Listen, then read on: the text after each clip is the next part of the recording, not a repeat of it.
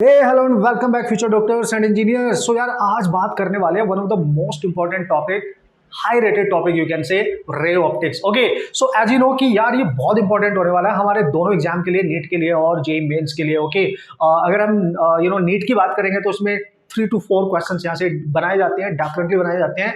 आप फोकस करेंगे और नीट में बहुत लेंथी क्वेश्चन नहीं आता। अगर मैं लेंस की बात करूं, वहां से जो क्वेश्चन आएगा वो थोड़ा सा लेंथी हो सकता है, थोड़ा सा लेंथी हो सकता है, बट हर ट्रिक मैं आपको बताने वाला हूं, हर कंसेप्ट मैं आपको बताने वाला हूं। और अगर हम मेंस की बात करेंगे तो 1 to 2 क्वेश्चन यहां बनते हैं और ऑसम वाला क्वेश्चन यहां से बनकर तैयार होगा, ये ध्यान रखना। ओके गाइस, तो टीआईआर का कंसेप्ट जल्दी से डिस्कस कर लेते हैं और किस तरीके से यूज होकर क्वेश्चंस बनाए जाते हैं। इसी का कंसेप्ट वो लेंस में यूज कर सकता है, इसी का कंसेप्ट वो प्रिज्म में यूज कर सकता है। तो ये तो पढ़ना लाजमी है बॉस, ठीक है। ये तो आप माइंड मेकअप बना के रखें कि इसको तो फोकस करना ही पड़ेगा, ठीक है। तो what is that sir? TIR. देखो सबसे पहले थोड़ी सी डेफिनेशंस एंड ऑल, इसके बेसिक कंसेप्ट क्या है, नेसेसरी कंडीशंस क्या है, उन पे आपने फोकस किया ही होगा। फिर मैं जल्दी से डिस्कस कर लेता हूं। टीआईआर बनाने के लिए यानी टोटल इंटरनल रिफ्लेक्शन करने के लिए लाइट का, जब लाइट एक मीडियम से दूसरे में एंटर करती है तो क्या होना चाहिए, वो जो मीडियम है, तो लाइट हमेशा डेंसर मीडियम से जानी चाहिए रेयर मीडियम में, ठीक है। समझ गया? मतलब उस मीडियम का रिफ्रैक्टिव इंडेक्स है जो डेंसर है और उसमें जानी चाहिए जो रेयर में जाएगी, है ना, डेंसर टू रेयर जाएगी। बस ये आप ध्यान रखना है कि ये इसकी नेसेसरी कंडीशन है, डेंसर टू रेयर जाएगी लाइट, कंडीशन नंबर 1, ठीक है। अच्छा सर, ये तो कंडीशन हो गया कि टीआईआर होगा, यहाँ पे हो सकता है, लेकिन कंप्लीट लाइट को रिफ्लेक्ट बैक करने के लिए जब वो एक मीडियम से दूसरे में जा रही होगी तो कंडीशन इज व्हाट? तो इंसिडेंस एंगल जो भी होगा आई, वो हमेशा क्रिटिकल एंगल से ज्यादा होना चाहिए। ध्यान देना बॉस, क्रिटिकल एंगल से ज्यादा होना चाहिए। Incidence angle always must be greater then the critical angle. Sir ये क्या होता है? क्रिटिकल एंगल भी एक इंसिडेंट एंगल ही होता है eight which angle of refraction 90 degree हो जाएगा। मतलब वो इंसिडेंट एंगल जिस पे रिफ्रैक्शन एंगल 90 डिग्री हो जाए उसको क्रिटिकल एंगल का नाम दिया गया। मतलब अब लाइट अगर इससे थोड़ा एंगल और बढ़ा दूंगा मैं, जिस पे और 90 डिग्री हो रहा है, अगर मैं आई को और इंक्रीज कर दूं इस एंगल से, तो तब टीआईआर होने लगता है। सर कैसे? कुछ समझ में, मतलब थोड़ा सा समझने पड़ेगा। यस, जल्दी से बताता हूँ। देखो फिर इस कॉन्सेप्ट को आप यूज कैसे करोगे to solve the numerical problems, ये बहुत इंपॉर्टेंट है हमारे लिए। हम इस कॉन्सेप्ट को यूज कैसे करेंगे, ठीक है। ओके सर, देखो भाई, ये जो कंडीशन मैंने लिखी है ये है क्या? This is your first condition, this is your second condition. Clear है? What is that? Now see, वो बोलते हैं कि यार मेरे पास ना 2 मीडियम है, लेट्स सी, है ना। एक छोटा सा जस्ट मैंने एग्जाम्पल आपको देना है। और अपर मीडियम को मैंने μ1 मान लिया, लोअर मीडियम को मैंने μ2 मान लिया, और मैंने माना कि μ2 इज ग्रेटर देन μ1। ये डेंसर मीडियम है, ये रेयर मीडियम हो गया, चूंकि इसको मैंने μ2 को हाई माना है μ1 से। और जो लाइट सोर्स है, सपोज करो इसके अंदर रखा हुआ है यहाँ पे, ठीक है। ये लाइट सोर्स है कोई, यहाँ से लाइट जा रही है, जो तो लाइट सीधी जाएगी, नॉर्मल इंसिडेंस करेगी सरफेस पे, वो तो सीधी निकल जाएगी, आपको पता है, ठीक है ना, सीधी चली जाएगी पूरी इसमें। तो बेसिकली लाइट ना इस नीचे वाले मीडियम से जा रही है, आप देख सकते हो। तो हमने क्या करना है, यहाँ पे जो एंगल बन रहा था आई तो 0 ही बनेगा क्योंकि नॉर्मल इंसिडेंस हो रहा है। तो अगर आपने किसी अदर एंगल पे लाइट को यहाँ पे इंसिडेंट कराया, देखो यहाँ पे नॉर्मल बना दो सबसे पहले। तो इस नॉर्मल के साथ ये लाइट जो एंगल बनाएगी उसको बोलते हैं एंगल ऑफ इंसिडेंस, ठीक है ना। लेट्स ये I1 है, तो वो बोलता है कि अगर इस पे आपने डाला, तो आपको पता है लाइट डेंसर से रेयर में जा रही है, तो ये नॉर्मल से अवे हो जाएगी थोड़ी, ऐसे ये एंगल बनेगा कुछ, रिफ्लेक्शन, पता है ना, डेंसर से जब रेयर में जाती है अवे होती चली जाती है, ठीक है। आप क्या करेंगे सर, ये सिलसिला तब तक करना है जब तक कि ये जो बाहर लाइट जा रही है, रिफ्लेक्ट हो रही है, ये रिफ्लेक्ट ना हो, ये टकरा के वापिस आ जाए, है ना। जब ये टकरा के वापस आने लगेगी उसी को बोलते हैं टोटल इंटरनल रिफ्लेक्शन। मतलब लाइट अंदर से आए, टकराए और वापस आ जाए, है ना, रिफ्लेक्ट बैक हो जाए, है ना। इसको बिना पॉलिश किए, मिरर भी नहीं बनाना है और रिफ्लेक्ट बैक भी करना है। तो क्या करेंगे सर, इसको बढ़ाओ, इसको बढ़ाने के लिए लाइट का एंगल और बढ़ाना पड़ेगा। देखो, तो जब इसको और बढ़ाओगे आप, ये नॉर्मल है, देखो ये जो भी एंगल होगा I2, ये I1 से तो ज्यादा होगा, ठीक है, पक्का। तो ये लाइट और इससे वे हो जाएगी, लेट्स सी ऐसे हो गई सर, देखो ये बन गया R2। देखो ये इस सरफेस के पास आ रही है कि नहीं। मैं इसको और बढ़ाऊंगा, तो इसको और बढ़ाने के लिए मेरे को लाइट को क्या करना पड़ेगा, और एंगल पे इंसिडेंट कराना पड़ेगा। और इस पॉइंट पर जहां पे एंगल I3 है, आप देख सकते हो I2 से तो ज्यादा ही होगा कुछ भी, और ये लाइट इस सरफेस के अलोंग हो गई, ठीक है, हो गई ना। ठीक है, पैरेलल टू द सरफेस हो गई, अलोंग द सरफेस हो गई। तो यहां नॉर्मल से ये जो एंगल था ये R3 ये हो गया 90 डिग्री। ओ तेरी, मैंने अभी लिखा था जब R 90 डिग्री हो जाए, रिफ्रैक्शन एंगल 90 डिग्री हो जाए, तो उस समय जो इंसिडेंट एंगल होगा उसी को बोलते हैं critical angle, IC। C means critical, या आप डायरेक्ट किताबों में आपने देखा होगा C लिखा होता है, तो आपकी मर्जी है, मैं जस्ट डिनोट कर रहा हूं उसको, ठीक है ना। सो यार ये पॉइंट बनेगा आपका क्रिटिकल एंगल। तो क्रिटिकल एंगल वो इंसिडेंस एंगल होता है जिसपे लाइट रे अदर मीडियम में ना जाके अलोंग द सरफेस हो जाएगा, उस सरफेस के अलोंग जो उन दोनों मीडियम को सेपरेट कर रहा है। तो इस पॉइंट को बोलते हैं क्रिटिकल पॉइंट, और इस सिचुएशन को बोलते हैं कि अब लाइट का अगर ये एंगल थोड़ा सा और बढ़ा दिया गया है ना, इससे थोड़ा सा और बढ़ा दिया गया, तो ये लाइट ऐसे की बजाय नीचे आने लगेगी। मतलब सर ऐसे, अगर मैं यहाँ पे इसको इंसिडेंट करूंगा देखो, और ये जो एंगल जो भी होगा इंसिडेंस, ये I3 था ना, I4, ये अगर इस I3 से मतलब IC से ज्यादा होगा क्रिटिकल से, तो ये लाइट रिफ्लेक्ट बैक हो जाएगी और सारी लाइट नीचे आ जाएगी, ठीक है ना, सारी लाइट नीचे आ जाएगी। और यहां पे हो चुका है TIR। Come on guys, this is the condition of TIR की TIR होगा क्रिटिकल, एंड दिस इज कि सारी लाइट अब रिफ्लेक्ट बैक होगी, टकराएगी वापस आ जाएगी, टकराएगी वापस आ जाएगी, आप देख सकते हो, ठीक है। And this is really important condition. तो ये पॉसिबल कब है? जब लाइट डेंसर से रेयर में जाने की कोशिश करेगी, तब समझ जाना हमारे कॉम्पिटिटिव एग्जाम में जो भी क्वेश्चंस आते हैं, अगर वो डेंसर से रेयर में लेके जा रहा है तो समझ जाना वो कहीं ना कहीं TIR बनाने वाला है। And this is how you can understand कि क्वेश्चन में क्या कंसेप्ट यूज हो रहा है, समझना। कभी भी अगर आपको बोलेगा डेंसर से रेयर में जा रही है, तो भाई 99% चांस में देखा गया है कि किसी भी कॉम्पिटिटिव एग्जाम में जो क्वेश्चंस आते हैं वो TIR की कंडीशन बना देता है, तभी वो डेंसर से रेयर लेके जा रहा है। ये ही समझना है आपने, ठीक है। तो आपने देखा जो भी इंसिडेंट एंगल क्रिटिकल से ज्यादा होगा, ये कंडीशन होती है TIR की, तो सारी लाइट टकरा के वापस आ जाएगी। इतना सा तो पॉइंट है यार, कम ऑन। तो सर कैलकुलेशन कहां करेंगे? ये तो हो गया TIR यहां होगा, लेकिन कैलकुलेशन करते हैं हमेशा क्रिटिकल पे, जब R हो जाता है 90 डिग्री। हमेशा याद रखना इस पॉइंट पे करना है, इस पॉइंट पे, ठीक है। मतलब सर क्या कहना चाहते हो, अगर आप क्रिटिकल एंगल की वैल्यू निकालना चाहते हो तो स्नेल्स लॉ सबको पता है कैसे यूज करना है सर, स्नेल्स लॉ।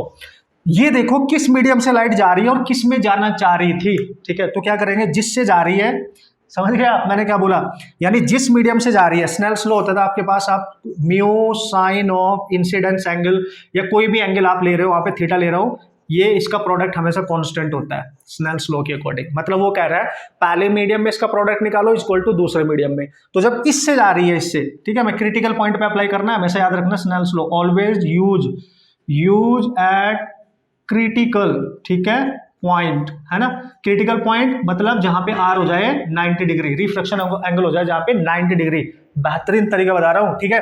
तो क्या करेंगे सर, जब लाइट यहां से गई होगी तो इसका रिफ्रैक्टिव इंडेक्स है μ2, तो μ2 लेंगे into sine of angle of incidence, यहाँ पे जो भी था कितना है सर I3, ठीक है, इक्वल टू कहां जाना चाह रही थी, बाहर वाले मीडियम में, वो कुछ भी हो सकता है, रेयर मीडियम, एयर भी हो सकता है, कुछ और भी हो सकता है, ठीक है।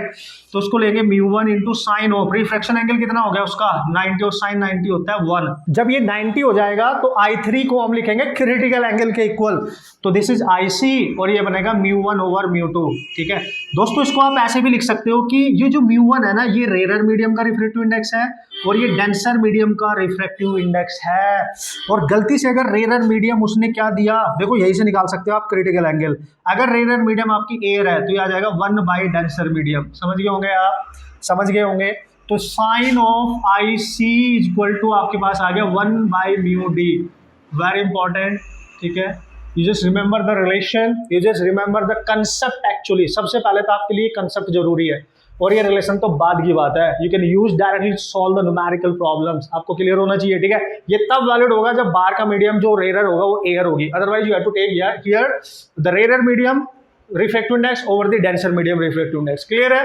तो दिस इज द कंसेप्ट। इसको आप अप्लाई कैसे करेंगे क्वेश्चन सॉल्व करने के लिए, ये हमने सीखना है, ठीक है। अप्लाई कैसे करना है, किस किस टाइप के सर क्वेश्चंस आ सकते हैं, क्लियर है। ओके बॉस, कुछ एग्जांपल्स यहाँ पे डिस्कस करने वाला हूँ, और उन एग्जांपल्स के थ्रू हर टाइप के questions you can crack. Questions ही होंगे एक तरीके से, बस आपने ध्यान से देखना है। देखो कभी अगर आपसे ये बोला जाए कि भाई ऑप्टिकल फाइबर है, उस पर डिपेंडेंट क्वेश्चन आ जाए, तो आपने क्या करना है, तो एक पाइप होगा, उसका इंटरनल एक उसके इंटरनल क्लैडिंग होती है, ठीक है, इस तरीके से हो सकता है। ठीक है सर, ठीक है। तो ये ऑप्टिकल फाइबर का केस अगर मैं यहाँ ले लूँ, पता है क्या बोल रहा है, ये जो इंटरनल वाला पोर्शन है ये वाला, ठीक है, ये डेंसर मटेरियल का बनाया जाता है, और ये जो उसका बाहर वाला पोर्शन है ये वाला, ये रेयर रखा जाता है। कैसे सर, अगर मैं इसके अंदर का मीडियम μ1 मान लूँ और इसको μ2 मान लूँ, ठीक है ना, तो वो बोल रहा है कि इसके अंदर अगर यहाँ लाइट इंसिडेंट कर रही है किसी एंगल पे, अगर मैं यहाँ नॉर्मल बनाऊंगा, ये नॉर्मल बनेगा, आप ध्यान से देखो, ठीक है। तो इसके साथ जो भी एंगल होगा, ये this is incidence angle, I, alpha, theta, whatever जो भी आप ले सको आप ले सकते हो, कोई टेंशन नहीं है। अब क्या करेंगे सर, अब हम करेंगे जब लाइट बाहर से जा रही है, ठीक है ना, आप ध्यान से समझे, बाहर होगी कुछ एयर वगैरह कुछ भी मान लो आप, तो ये लाइट आप खुद ही सोचो, जब ये नॉर्मल की तरह काम करेगी ये लाइट, ध्यान से सोच लियो, और ये है इंसिडेंस एंगल। तो देखो बाहर एयर है, और जब ये इस अंदर वाले पाइप के अंदर जा रही है, ये μ1 है, और μ1 इज ग्रेटर देन μ2, और चूंकि एयर जो होती है वो रेयरेस्ट मीडियम होता है, तो ऑब्वियसली μ1 जो होगा वो एयर के मीडियम से भी तो डेंसर ही होगा। तो ये जो लाइट सीधी जानी चाह रही थी, सीधी तो नहीं जा पाएगी, थोड़ी सी बैंड होगी ऐसे, ठीक है ना, क्लियर है। तो सर ये जो नॉर्मल है इसके साथ ये एंगल बनाएगी आर। समझना मैं कैसे अप्रोच बता रहा हूँ, क्वेश्चन आपने करना है जाके, ठीक है। तो इस पॉइंट पे इंसिडेंट एंगल है आर, अंदर जब लाइट गई नॉर्मल के साथ, ये लाइन है नॉर्मल, ठीक है, ये रिफ्रैक्शन एंगल है, ठीक है सर। तो अब ये लाइट यहाँ पे टकरा रही है क्योंकि ये आगे जाना चाहती है, अब ये इस बाउंड्री पे, तो इस पे नॉर्मल बना दो, बना दिया नॉर्मल, ठीक है।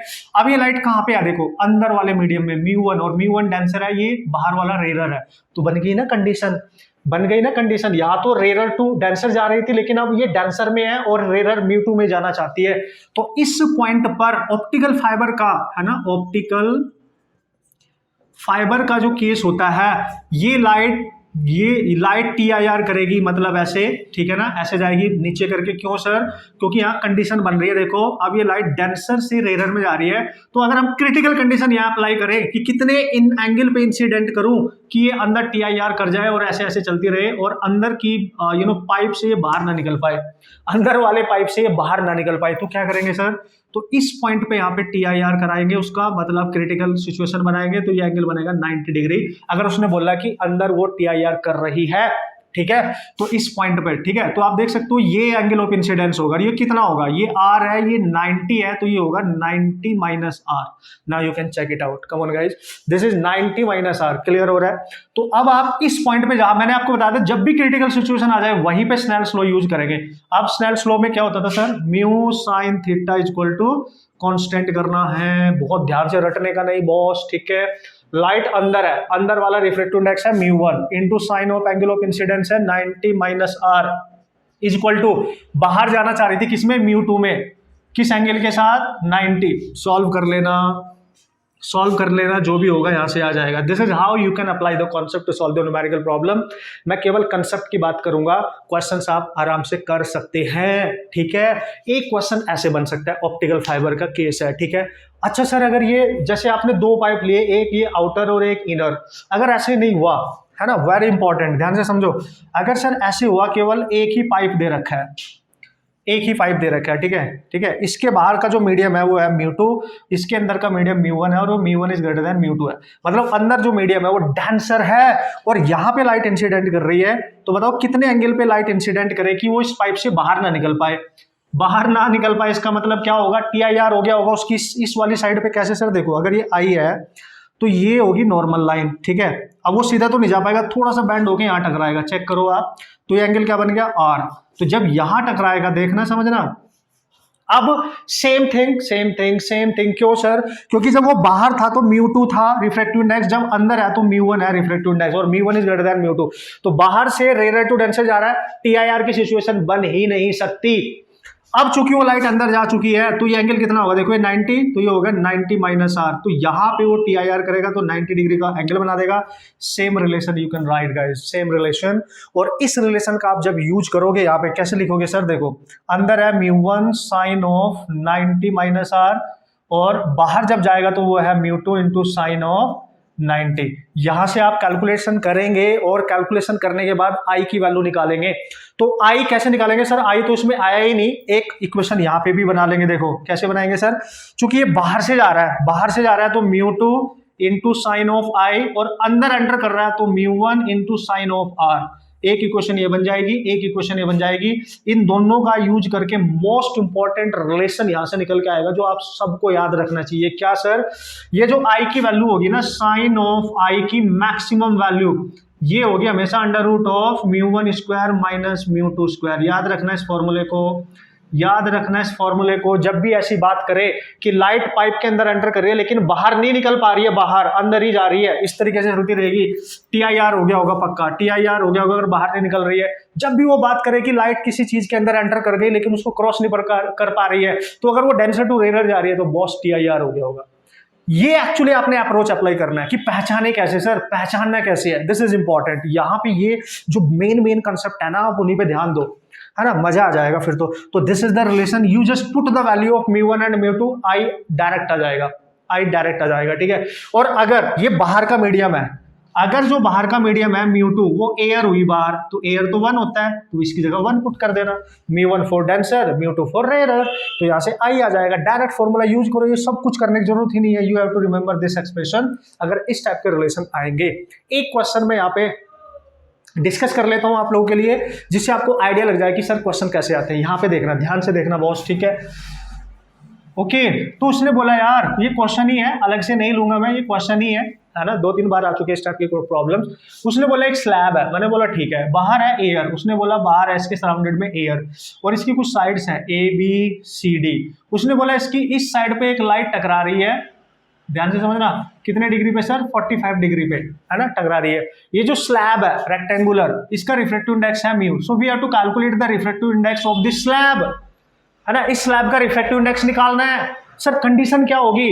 जब लाइट इस स्लैब के अंदर एंटर करेगी लेकिन वो उसके वर्टिकल सरफेस से, ये वर्टिकल सरफेस है देखो, इसी बाहर ना निकल पाए, या यू कैन से when the light does not cross the vertical surface of the slab, it means देखो स्लैब तक लेके जाओ पहले उसको, यहाँ पे टकराएगी लेट्स सी, तो इससे बाहर क्यों नहीं निकल पाएगी? क्योंकि उसका TIR हो गया होगा, टकरा के वापिस आ गई होगी।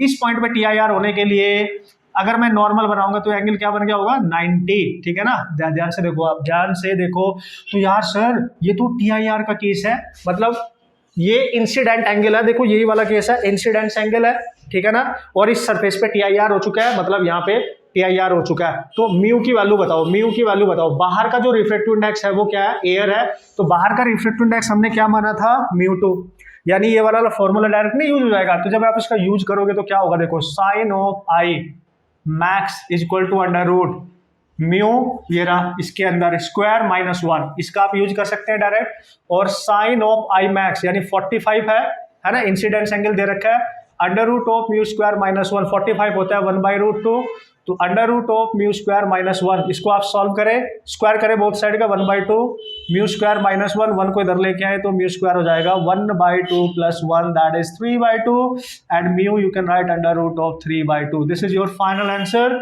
And this is how you can approach the question to solve the numerical problem. समझ गए आप? वेरी वेरी वेरी इंपॉर्टेंट, ठीक है।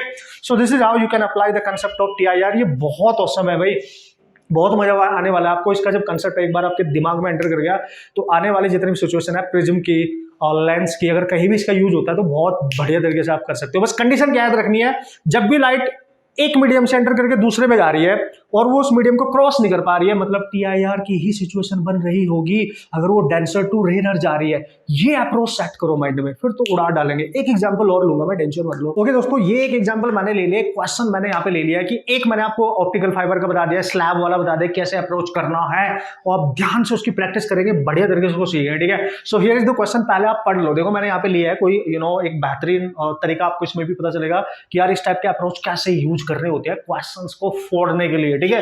तो देखो उसने बोला फाइंड एंगल थीटा। कौन सा एंगल थीटा? जिस एंगल पे लाइट यहाँ पे टकरा रही है, आप देख सकते हो यहाँ पे एक लाइट आ रही है कहीं से, ठीक है, एक लाइट आ रही है, और उसने बोला है कि ये जो फर्स्ट रीजन है, इस लाइन से पहला ये फर्स्ट रीजन है, इसके और इसके बीच में सेकंड रीजन है, और इसके बीच में एक मीडियम है थर्ड, और इसके बिहाइंड जो मीडियम है वो फोर्थ है, ठीक है ना, फोर्थ है। फर्स्ट का जो रिफ्रैक्टिव इंडेक्स है μ0 है, सेकंड वाले का μ0/2 और इसका μ0/6, और लास्ट वाला जो मीडियम है फोर्थ, उसका रिफ्रैक्टिव इंडेक्स है μ0/8। पेशेंस के साथ देखते रहना, बस कंसेप्ट ना बढ़िया से क्लियर होंगे, ठीक है। अब वो बोल रहा है कि find angle theta for which light just misses the entering in the fourth region. समझ में आई बात क्या बोल रहा है? मेन पॉइंट ये है कि जो लाइट है ना वो मिस कर रही है, क्या कर रही है miss? Entry in the fourth region, यानी वो फोर्थ रीजन में नहीं जा पा रही होगी। कैसे सर, कैसे? मतलब समझो ध्यान से, जब लाइट यहाँ जाएगी, देखो म्यू नॉट से म्यू नॉट बाई 2 में जाएगी, मतलब ये डेंसर है, ये रेयर है इसके लिए, क्योंकि ये हाफ है। तो जब ये जाएगी तो ये अगर नॉर्मल है तो नॉर्मल, आपको पता है जब रेयर में जाती है नॉर्मल से अवे हो जाती है, तो ऐसे जाएगी अवे, फिर यहाँ पे नॉर्मल बनाओगे, फिर इससे अवे हो जाएगी। तो पता है क्या बोल रहा है, जब वो यहां से आके इस पे टकरा रही होगी, देखो थर्ड, मीडियम और फोर्थ को सेपरेट करने वाली इस बाउंड्री पे टकरा रही होगी, तो बोल रहा है फोर्थ में नहीं जा पाई। फोर्थ में क्यों नहीं जा पाई होगी? TIR हो गया होगा। उसने बोला मिस कर गई, फोर्थ में नहीं एंटर कर पाई, TIR हो गया होगा। ये समझना है अपने क्वेश्चन में कि ये कंडीशन TIR की है। तो अगर वो फोर्थ में नहीं जा रही है तो पक्का TIR कर गई होगी, मतलब उसके लिए क्रिटिकल कंडीशन बनानी पड़ेगी, अलोंग द सरफेस हो गई होगी। अगर ये नॉर्मल है तो किस एंगल के साथ यहाँ पे टकरा रही है, तो ये एंगल पक्का 90 डिग्री है ना। फोर्थ में एंटर क्यों नहीं कर पाई? क्योंकि फोर्थ को और थर्ड को सेपरेट करने वाली बाउंड्री पे TIR हो गया होगा, इसलिए वो मिस कर गई, इसमें एंटर ही नहीं कर पाई। सही है। तो यार सर इसमें तो मल्टीपल रीजन है, फर्स्ट, सेकंड, थर्ड, फिर फोर्थ, तो ऐसे क्वेश्चंस में क्या करेंगे?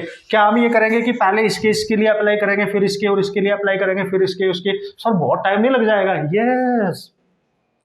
जब भी कभी लाइट मल्टीपल रीजन्स को क्रॉस करके जाएगी, ध्यान से समझिए बॉस, तो पता है क्या करते हैं, और लास्ट के किसी रीजन में, किसी मीडियम में एंटर ना कर पाए, सो this is the condition of TIR। Sir मतलब मजा नहीं आया। देखो जब वो थर्ड में पहुंची ना, थर्ड में, तो रिफ्रैक्टिव इंडेक्स है म्यू नॉट बाई 6। जब फोर्थ में जाना चाह रही थी म्यू नॉट बाई 8, तो ये कम है, ये ज्यादा है, तो डेंसर से रेयर में जा रही है ना, तो TIR हो गया होगा डेंसर से रेयर में जाते समय। समझ गए? तो पता है मल्टीपल रीजन के केस में क्या करेंगे, तो आप स्नेल्स लॉ जब कांस्टेंट वाला जो कॉन्सेप्ट है यूज करोगे, फर्स्ट रीजन में ले लेना mu sine theta, first region में लेना इक्वल टू इसका product mu sine theta, last region में लेना, जहां पे भी अप्लाई करना चाहते हो, बीच से हमें कोई मतलब नहीं है, हमें इससे कोई मतलब नहीं है, इससे कोई मतलब, लास्ट वाले से मतलब है, फर्स्ट से मतलब है, और लास्ट हो जाएगा आपका क्वेश्चन डायरेक्ट। बस कंसेप्ट क्या है उसमें फोकस करना है, TIR। मेन तो मैं सिखाना चाहता हूं कि आप पहचानेंगे कैसे, मिस कर रही है, रीजन में एंटर नहीं कर पा रही है, TIR हो गया, कम ऑन गाइस, है ना। सो देखो फर्स्ट में इसका प्रोडक्ट निकालो, फर्स्ट में रिफ्लेक्टिव इंडेक्स कितना है, mu naught, angle of incidence कितना है, थीटा, ठीक है, इक्वल टू लास्ट में, देखो अब लास्ट में रिफ्लेक्टिव इंडेक्स कितना है, म्यू नॉट बाई 8, ठीक है ना। Sine of angle of refraction कितना है वहां पे, ये रहा 90, लास्ट में जब एंटर नहीं कर पा रही है तो रिफ्रैक्शन एंगल 90 हो गया होगा, TIR हो गया होगा, सबको पता है 91 होता है ये, तो म्यू नॉट से म्यू नॉट कैंसिल, तो साइन थीटा सर आ गया 1/8, यानी you can write theta equal to sine of inverse 1/8, and this is your final answer. यहाँ पे भी ऑप्शन आप बना सकते हो या इस तरीके का ऑप्शन होंगे। This is how you can solve all the type of problem of TIR। बेहतरीन तरीके से हमने इसको देख लिया है। प्रिज्म में बहुत मजा आने वाला है एंड लेंस में बहुत मजा आने वाला है, क्योंकि इसी से रिलेटेड क्वेश्चंस, इस कंडीशन से रिलेटेड क्वेश्चंस वहां बनाए जाते हैं, ठीक है। तो नो वरी एट ऑल, जो 3 मेन कंसेप्ट में यहाँ डिस्कस कर रहा हूँ ना, उन्हीं पे फोकस करके जाना बढ़िया तरीके से, बाकी को थोड़ा सा रीड कर लेना, उड़ा के आ जाओगे, ठीक है। So this is how you can solve all the type of problem. Okay, तो यार एक छोटा सा एग्जाम्पल मैं और बता देता हूँ, उसका फॉर्मूला आप याद करके जाओ, उस कंडीशन को आप ध्यान रखेंगे, उस कंडीशन पे, उस सिचुएशन पे डिपेंडेंट कोई भी क्वेश्चन डिजाइन किया जाता है तो आप देखते ही पहचान जाएंगे और उसको उड़ा के आ जाएंगे जल्दी से, ठीक है। What is that sir? देखो पता है क्या बोलता है कि यार पानी के अंदर ना बिल्कुल बॉटम पे एक मछली है या लाइट, एक लाइट सोर्स रखा गया है। तो अगर फिश की बात करेगा कि एक फिश है, ठीक है, या लाइट सोर्स की बात करेगा, ठीक है, अंदर रखा हुआ है, तो पता है वो क्या बोल रहा है कि यहां से अगर मछली है तो मछली को जो आउटसाइड वर्ल्ड है, यानी बाहर की जो दुनिया है, वो एक हॉरिजॉन्टल सर्कल में ही नजर आती है, उसको हॉरिजॉन्टल सर्कल में ही नजर आती है। मतलब क्यों सर, ऐसा क्यों? क्योंकि जब यहां से हम लाइट की बात करते हैं तो हो सकता है जो लाइट यहां से जा रही होगी उसका TIR हो गया होगा, और लाइट इधर से जा रही होगी उसका TIR हो गया होगा। तो जो लाइट इस सर्कल के अंदर है बस वही पास हो रही होगी, ठीक है, वही पास। मतलब वो बोल रहा है कि लाइट केवल इससे बाहर निकलती हुई दिखाई देगी, जो सर्कल है उसके लेफ्ट में और राइट में लाइट बाहर नहीं निकल रही होगी, यहाँ पे TIR हो गया होगा। इसलिए उसने बोला मछली को केवल इस हॉरिजॉन्टल सर्कल में ही बाहर की दुनिया दिखाई देती है, उसको लगता है कि हॉरिजॉन्टल सर्कल ही है ना। और सपोज करो इसके फ्री सरफेस से जो मछली है वो h डेप्थ नीचे है, लाइट सोर्स की बात करेगा तो बोलेगा कि इससे लाइट सर्कल से ही बाहर निकल पा रही है, इधर से लाइट बाहर नहीं निकल पा रही है, मतलब TIR हो गया होगा, सीधी सी बात है। क्यों सर? क्योंकि इसका रिफ्रैक्टिव इंडेक्स है म्यू, बाहर है एयर, तो लाइट अंदर से आ रही है डेंसर टू रेयर, तो हो गया होगा TIR भाई, है ना। अगर ये कंडीशन क्वेश्चन में यूज करेगा कि लाइट सर्कल से बाहर निकल रही है, इधर से बाहर नहीं निकल सकती, जबकि ओपन है, और ओपन है तो क्या हुआ यार, TIR हो गया होगा, लाइट वापस आ गई होगी सारी, टकरा के, तो इसी से लाइट बाहर निकल रही है। पता है क्वेश्चन कैसा आएगा, अगर इस सर्कल के ऊपर जहां से लाइट बाहर आ रही है, मछली को दिखाई दे रही है इस सर्कल से बाहर ही, ठीक है, एक डिस्क रख दो उसी सर्कल की रेडियस के इक्वल, अगर इसके ऊपर एक डिस्क रख दूं तो बताओ उस डिस्क की रेडियस कितनी होगी कि उससे लाइट बाहर ना जा पाए, समझ गया है ना, उससे लाइट बाहर ना जा पाए। ध्यान देना जब भी ऐसा क्वेश्चन आएगा you have to use the formula under root of mu square minus 1, you have to use this relation, this is the radius of the disc जो उसके ऊपर प्लेस की गई है, डेप्थ मछली कितने नीचे है, सोर्स लाइट का सोर्स कितना नीचे है, mu the refractive index of that liquid, put करो डायरेक्ट क्वेश्चन का आंसर बना सकते हो। अगर रेडियस नहीं पूछा तो डायमीटर पूछ लेगा तो 2 टाइम्स कर देना यार, कम ऑन। रेडियस दे दी तो डेप्थ पूछ लेगा, डेप्थ तो रेडियस दे दी तो म्यू पूछ लेगा, कुछ भी पूछ सकता है, बस याद रखना है लैंग्वेज सिचुएशन सब कुछ याद रखना है ना। इतनी सिचुएशन अगर आप अंडरस्टैंड करके जाएंगे क्वेश्चंस तो फोड़ के आ जाएंगे बढ़िया तरीके से, आपको बस अप्लाई करना आना चाहिए। ओके बहुत सब बात करूंगा मैं प्रिज्म से रिलेटेड, तो टीआईआर का काफी डिस्कशन हमने कर लिया है, उसकी काफी सिचुएशन हमने अंडरस्टैंड कर ली है, होप सो कि आपके दिमाग में एंटर करा होगा कि क्या सिचुएशन है, कैसे अप्लाई करते हैं। देखो मेन कंसेप्ट को अप्लाई करना आना चाहिए, जब हम क्वेश्चन पढ़ते हैं ना हमें समझ में आ जाना चाहिए कि सिचुएशन क्या है, ये मेन होता है। कंसेप्ट तो सभी पढ़ के जाएंगे, सबको ही आते होंगे, ठीक है ना, लेकिन क्वेश्चन को पढ़ने के बाद उसकी अंडरस्टैंडिंग बनाना कि कौन सा कॉन्सेप्ट यूज करना है। भाई ये ट्रिक अगर आपको आ गई और टीआईआर की सिचुएशन कैसे बन रही है वहां पे कैसे नहीं बन रही है, ये मैंने आपको सिखाने की कोशिश करी है कि कैसे पहचानोगे। अगर लाइट डेंसर से रेडर जा रहे तो 99% चांस है कि टीआईआर होने वाला है, तो ये समझ जा करो आप। और अगर उसने गलती से तो ये बोल दिया ना कि लाइट एक मीडियम से दूसरे मीडियम में जा रही थी पर उसमें एंटर नहीं कर पाई, टकरा के वापस आ गई, तो समझ जाना टीआईआर की कंडीशन अप्लाई करनी है, हो जाएगा क्वेश्चन। तो प्रिज्म की बात करेंगे अब हम, किसकी बात करेंगे sir, prism, very very important for both exam, हर साल क्वेश्चन आता है, ऐसा हो ही नहीं सकता कि क्वेश्चन ना आए। बिना टाइम गवाए देखते हैं क्या है बिहाइंड द कंसेप्ट। ओके देखो भाई प्रिज्म का सबसे पहले बेसिक चीज देख लेते हैं। क्या सर, आपको पता है यहाँ पे बहुत ही बेसिक पे मैं नहीं जाने वाला हूँ, कैसे बना क्या होता है डॉल में, डायरेक्ट आ रहा हूँ कंसेप्ट पे, ठीक है। तो आपको पता है अभी इस शेप में इस तरीके से हमें ये देखने को मिलता है, ठीक है। ओके तो यार ये वाला सरफेस जो होता है, ये वाला और ये वाला सरफेस, ये होते हैं दोनों के दोनों नॉन पैरेलल सरफेस, जहां पे इंटरसेक्ट करते हैं वही बनता है angle of prism, apex angle, angle of prism या रिफ्रैक्टिंग एंगल भी इसको नाम दिया जाता है, ठीक है ना, ये ध्यान याद रखना बॉस, ठीक है। तो और अच्छा सर एक सरफेस ये है और एक सरफेस ये है, और प्रिज्म बनाने के लिए दोनों नॉन पैरेलल होनी चाहिए, जहां पे इंटरसेक्ट करेंगे वही एंगल ऑफ प्रिज्म बनता है, इतना तो पता ही है हमें, ठीक है। अब वो बोलता है कि इस सरफेस पे लाइट अगर इंसिडेंट कर रही है, ठीक है सर, तो पहले नॉर्मल ड्रॉ करो उसका, तो ये एंगल ऑफ इंसिडेंस होगा आई, और ये जो आपका प्रिज्म है ये किसी न किसी मटेरियल का बना होगा, इसका रिफ्रैक्टिव इंडेक्स होगा कुछ म्यू, बाहर है एयर, कम ऑन, बाहर क्या है एयर, तो जब लाइट अंदर जाएगी इस तरीके से तो वो इस वाले सरफेस पे जाएगी, टकराएगी, ठीक है, यहां से रिफ्रैक्ट करेगी R1 के साथ, यहाँ पे इंसिडेंट करेगी R2 के साथ अंदर।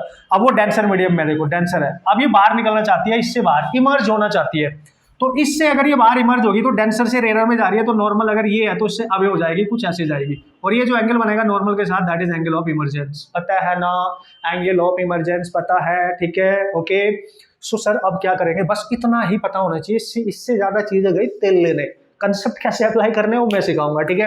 देखो भाई सबसे पहले चूंकि लाइट जब इधर से आ रही थी तो डायरेक्ट ऐसे जा रही थी, लेकिन वो इधर मुड़ गई, अगर ना मुड़ती तो सीधी जाती, ना मुड़ती तो सीधी चली जाती, ओरिजिनल डायरेक्शन लाइट की ये होती, और लाइट जब इधर सीधी जा रही थी मुड़ गई इधर, तो ऐसा लग रहा है कहीं पीछे से आ रही है, जहां पे ये इमरजेंट रे और इंसिडेंट रे इंटरसेक्ट करती हैं, इन दोनों के बीच में जो एंगल बनता है ये, ठीक है ना, इसको बोलते हैं डेविएशन, एंगल ऑफ डेविएशन, ठीक है, डेविएशन एंगल, और इसी के थ्रू सारे क्वेश्चन सॉल्व करने हैं भाईजान, बेहतरीन तरीके से देखते रहना, आराम से, शिद्दत के साथ, पेशेंस के साथ, कंसंट्रेशन के साथ देखते रहियो अच्छे से, ठीक है।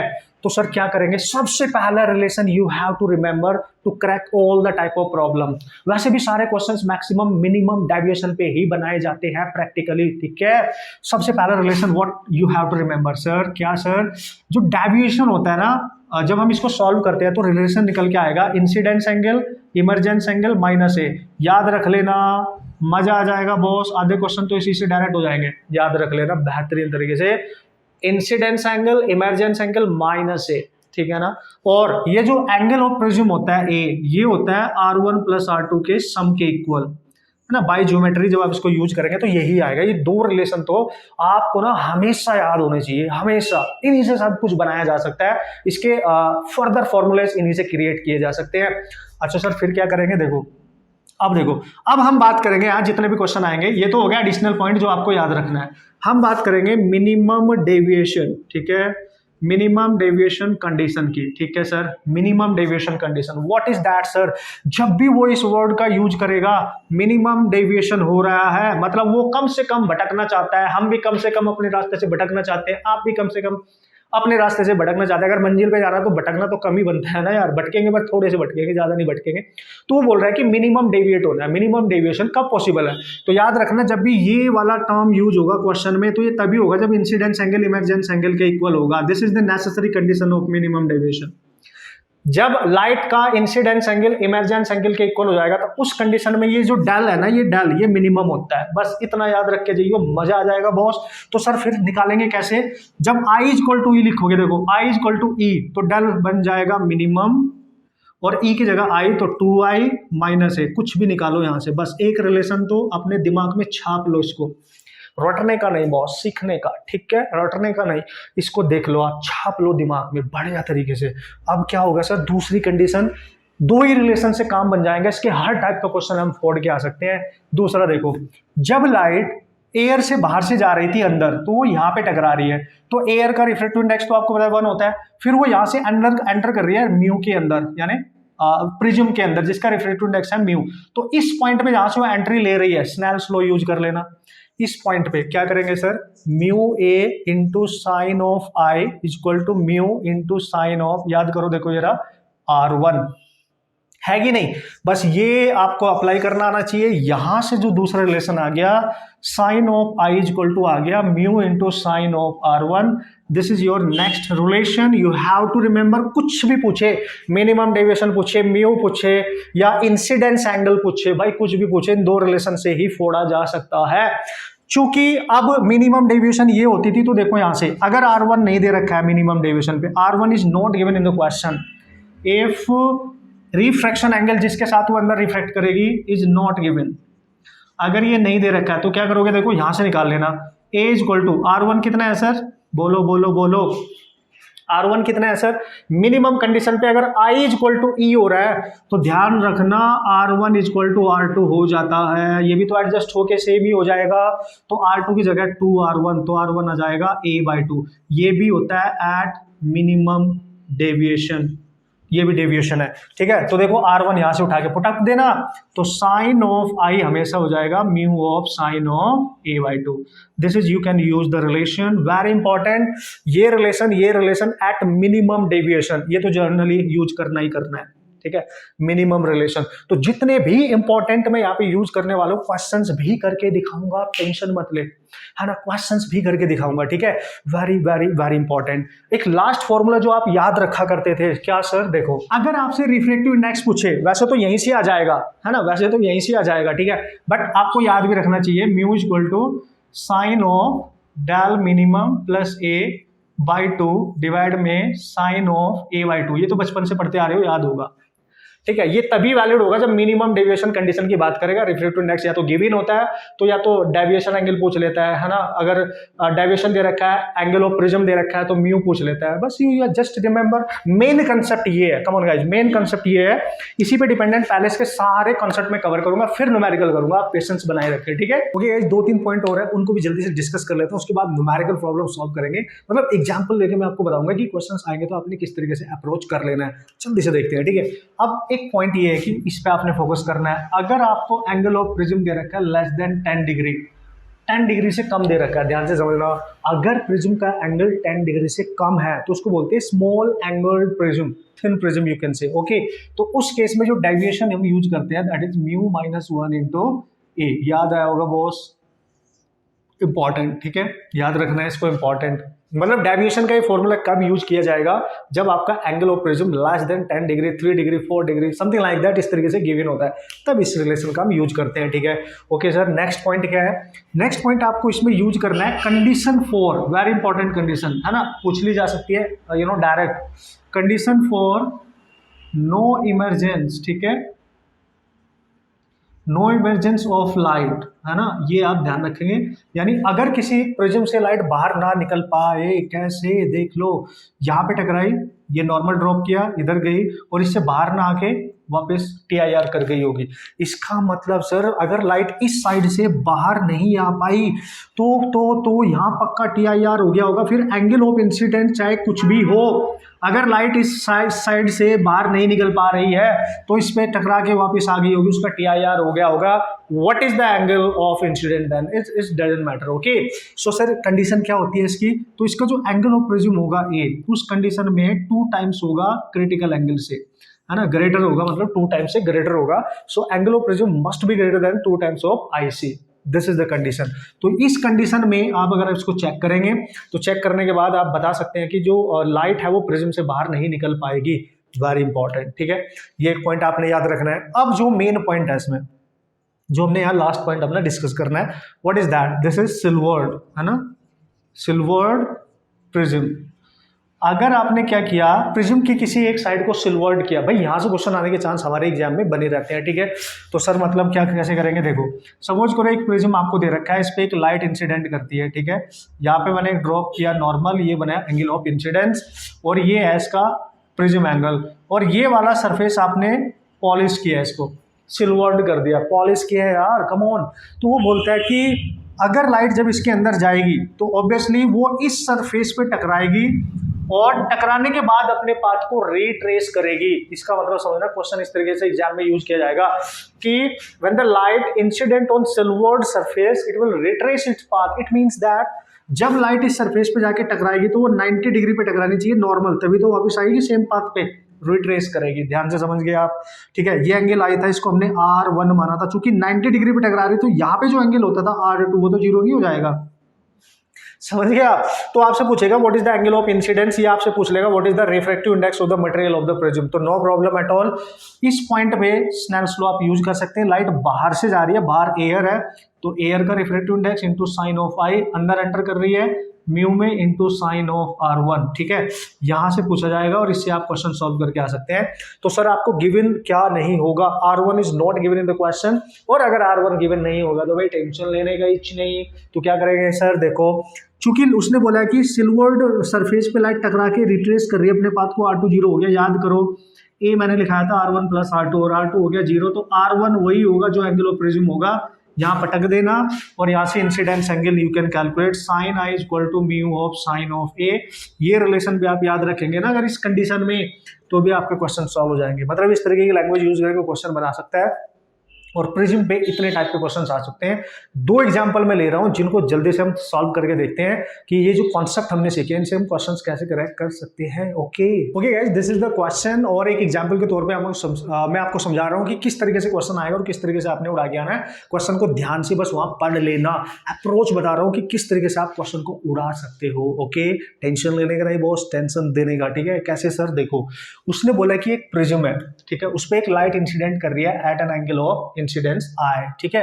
अब वो बोल रहा है कि if the light ray suffers minimum deviation, बस ये कंडीशन जैसे ही आपको मिली उड़ा देंगे, आपने इसी पे ध्यान देना है। उसने बोला अगर लाइट रे इसमें पास होने के बाद मिनिमम डेविएशन कंडीशन को सफर कर रही है, यहाँ पे यूज हो रहा है, यहाँ पे मिनिमम डेविएशन वाली कंडीशन, तो वो बोल रहा है कि what should be the angle of incidence, ठीक है। नो, आपसे क्वेश्चन में पूछा गया है कि फाइंड एंगल ऑफ प्रिज्म, है ना, एंगल ऑफ प्रिज्म ये पूछा गया है, यानी ए निकालना है। कब sir, if incidence angle is double of refraction angle, समझना, ये है क्वेश्चन पूरा।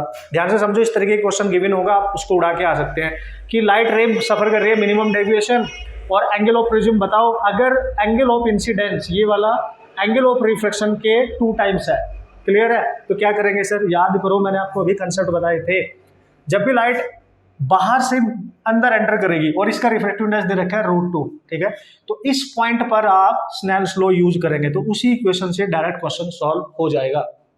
कोई लेंथी कैलकुलेशन नहीं करनी है, इसमें कोई टेंशन नहीं है। तो सर बाहर से जा रही है, बाहर तो एयर होती है, यस, तो मैं लिखूंगा mu A into sine of i, अंदर जा रही है mu into sine of r, उड़ा देंगे, ये तो भाई 1 होता है। साइन ऑफ आई क्या है सर, आई की वैल्यू दे रखी है 2r इक्वल टू म्यू दे रखा है √2 इंटू साइन ऑफ आर, इसको एज इट इज रखो, ठीक है। अब देखो ये साइन 2r है, यानी साइन 2 थीटा का फॉर्मूला यूज कर सकते हो, साइन 2 थीटा याद करो, 2 sine theta into cos theta होता है ना, तो 2 sine R into cos of R equal to √2 sine of R. ये देखो कैंसिल हो गया, यहां से कॉज आर निकाल लो, तो कॉज ऑफ आर आ जाएगा √2/2, इसको लिख सकते हो 1/√2। अब दिख रहा है कॉज 1/√2 किसके इक्वल होता है 45, दिस इज 45, तो रिफ्रैक्शन एंगल आपके पास आ गया 45 degree. Come on, refraction angle आ गया 45 डिग्री। सर हमसे तो ना एंगल ऑफ प्रिज्म पूछा गया है और मिनिमम डेविएशन कंडीशन है, याद करो। अब काम आएगा, देखो ये जो वर्डिंग यहाँ पे यूज करी गई है अब काम आएगी। कैसे सर, आपसे पूछा है ए, याद करो ए होता था R1 + R2, ठीक है, ये R1 ये है जो आपने निकाला है, ठीक है, और यहाँ पे जब लाइट इंसिडेंट करेगी यहाँ पे ये होता है आपका R2। तो यार चूंकि ये मिनिमम डेविएशन कंडीशन है, यहाँ पे तो R1 = R2 होता था, याद करो। मिनिमम डेविएशन कंडीशन पे रिफ्रैक्शन एंगल और ये वाला एंगल सेम होता है, तो मतलब यहाँ मैं लिख सकता हूँ 2R1, तो ए आ गया 2 × 45, that is 90 degree. This is 90 degree, means angle of prism in this problem should be 90 degree. Okay, तो this is how you can approach the type of problem. मस्त है कि नहीं है? तो इस तरीके से आप अप्रोच करेंगे, बढ़िया तरीके से क्वेश्चन सॉल्व किया जाएंगे। बस आपको कंसेप्ट पता होना चाहिए कि किस तरीके से सॉल्व किए जा सकते हैं। एक एग्जांपल और लूंगा, ठीक है। ओके, तो ये सेकंड मैंने एग्जांपल यहाँ पे ले लिया, इसके थ्रू आपको ये वाला कंसेप्ट भी एकदम क्लियर हो जाएगा और कितनी आसानी से कितनी जल्दी आप क्वेश्चन को फोड़ सकते हो, ठीक है। तो क्वेश्चन में बोला गया है कि एक लाइट रे है, एक प्रिज्म है, पहले तो आप देख लो उसका एक सरफेस, उसने बोला one of the surface of the prism is silvered, तो मैंने मान लिया ये वाला सरफेस सिल्वर्ड किया गया। इस तरीके से प्रिज्म दे सकता है, कैसी भी शेप में दे सकता है। एक सरफेस सिल्वर्ड किया गया है और दूसरे सरफेस पे लाइट इंसिडेंट कर रही है 60 डिग्री पे, बोला है कि ray incident at 60 degree and retraces its path. मतलब अगर इस पे 60 डिग्री पे इंसिडेंट कर रही है तो इसके अंदर जब ये जाएगी तो बेसिकली कुछ ऐसे जाएगी और यहाँ पे टकराएगी, वापस आ जाएगी, रिट्रेस करेगी इस पे टकराने के बाद। तो what is the refractive index of material of the prism? Refractive index of the material of the prism जब भी इस टाइप की सिचुएशन क्वेश्चन में आएगी, अभी मैंने कंसेप्ट बताया था कि जब लाइट बाहर से जा रही है और यहाँ पे इंसिडेंट करके अंदर जा रही है तो एंगल ऑफ रिफ्रैक्शन ये होगा कि नहीं R1, ठीक है। और यहाँ पे स्नेल्स लॉ आप यूज करो, डायरेक्ट। तो क्या करेंगे सर, बाहर से जा रही है, रिफ्रैक्टिव इंडेक्स क्या होगा एयर का इंटू साइन ऑफ 60। आसान, देखो कॉन्सेप्ट से सारे क्वेश्चन हो जाएंगे, ठीक है। अंदर जा रही है mu into sine of R1। अभी बताया था जब भी ये रिट्रेस पाथ को रिट्रेस करने वाला केस आएगा सिल्वर वाला, जब सिल्वर्ड करेगा, पॉलिश्ड करेगा, एक इक्वल होगा R1 हमेशा इसके एंगल ऑफ प्रिज्म, ये दे रखा है angle of prism what 30 degree बताया था मैंने अभी, ठीक है। तो इस तरीके से आप इसका यूज कर सकते हैं बेहतरीन तरीके से। अब देखो ये साइन 60 √3/2 है सर, म्यू निकालना है, साइन ऑफ 30 है सर, तो म्यू आ गया √3, ठीक है, /2, ठीक है। पहले से यार साइन 30 कितना होता है /2, तो 2 से 2 कैंसिल, यानी म्यू आ गया √3। This is the refractive index of the material of the prism. Here is the situation. Sir मतलब क्या किया आपने, आपको पता है जब ये लाइट इस पे टकरा रही है परपेंडिकुलरली तो उसका R2 0 नहीं हो जाएगा, और A = क्या होता था R1 + R2। देखो ना, A दे रखा है आपको 30, तो R1 निकालना है, ये 0 हो गया, तो R1 मैंने डायरेक्ट A के इक्वल ले लिया और ये पुट द वैल्यू। ऐसे आप क्वेश्चन सॉल्व करके आ सकते हैं, है कि नहीं।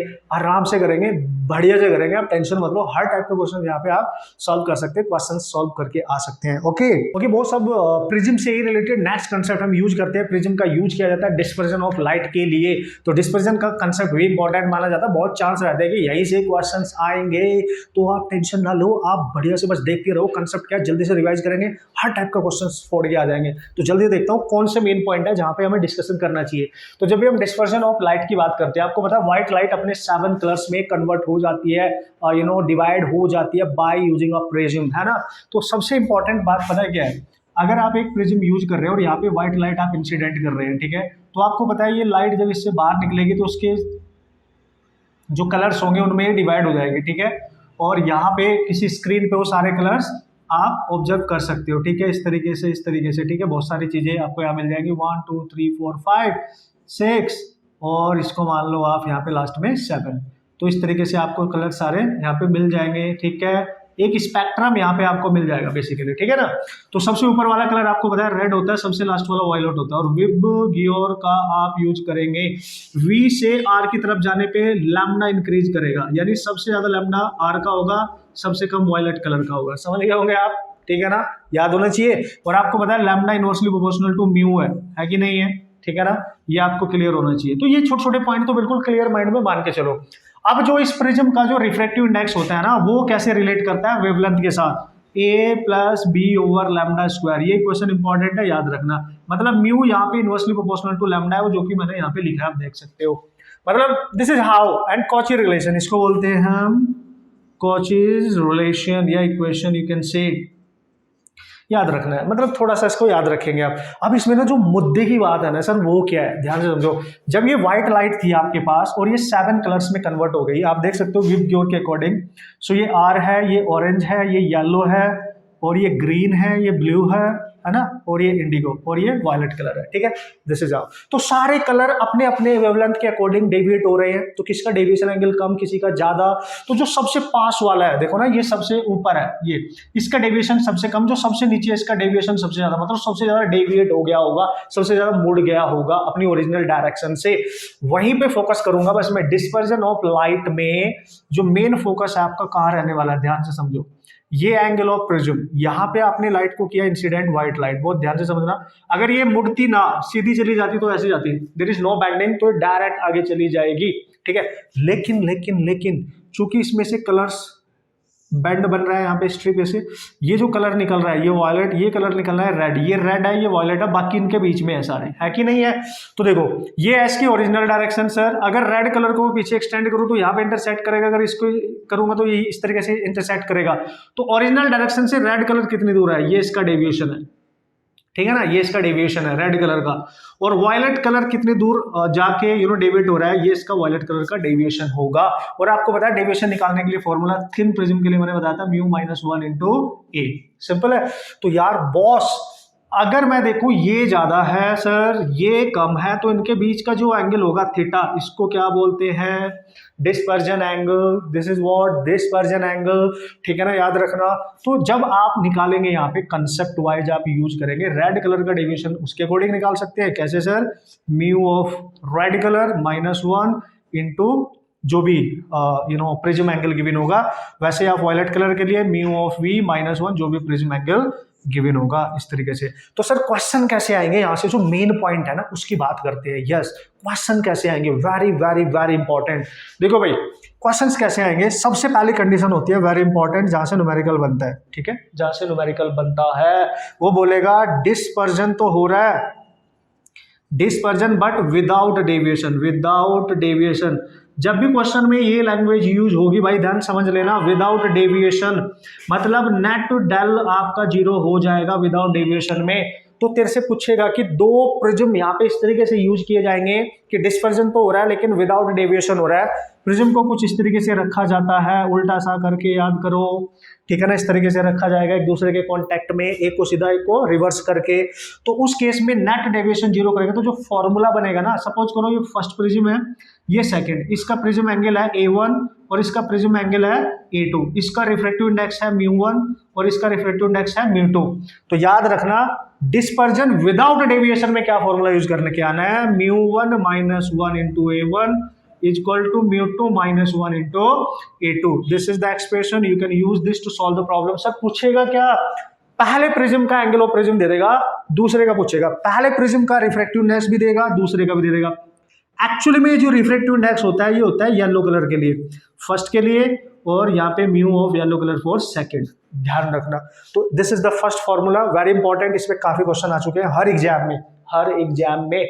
मेरे को अलग से क्वेश्चन कराने की यहाँ जरूरत नहीं होनी चाहिए। सर कैसे, मैं डायरेक्ट ही बता रहा हूँ, इसका μ1 भी दे रखा होगा, A1 भी दे रखा होगा, μ2 दे रखा होगा, A2 पूछेगा। बस कंडीशन का ध्यान रखना, without deviation, come on come on come on, without deviation, भटकने का नहीं बॉस, ठीक है, विदाउट डेविएशन, ठीक है।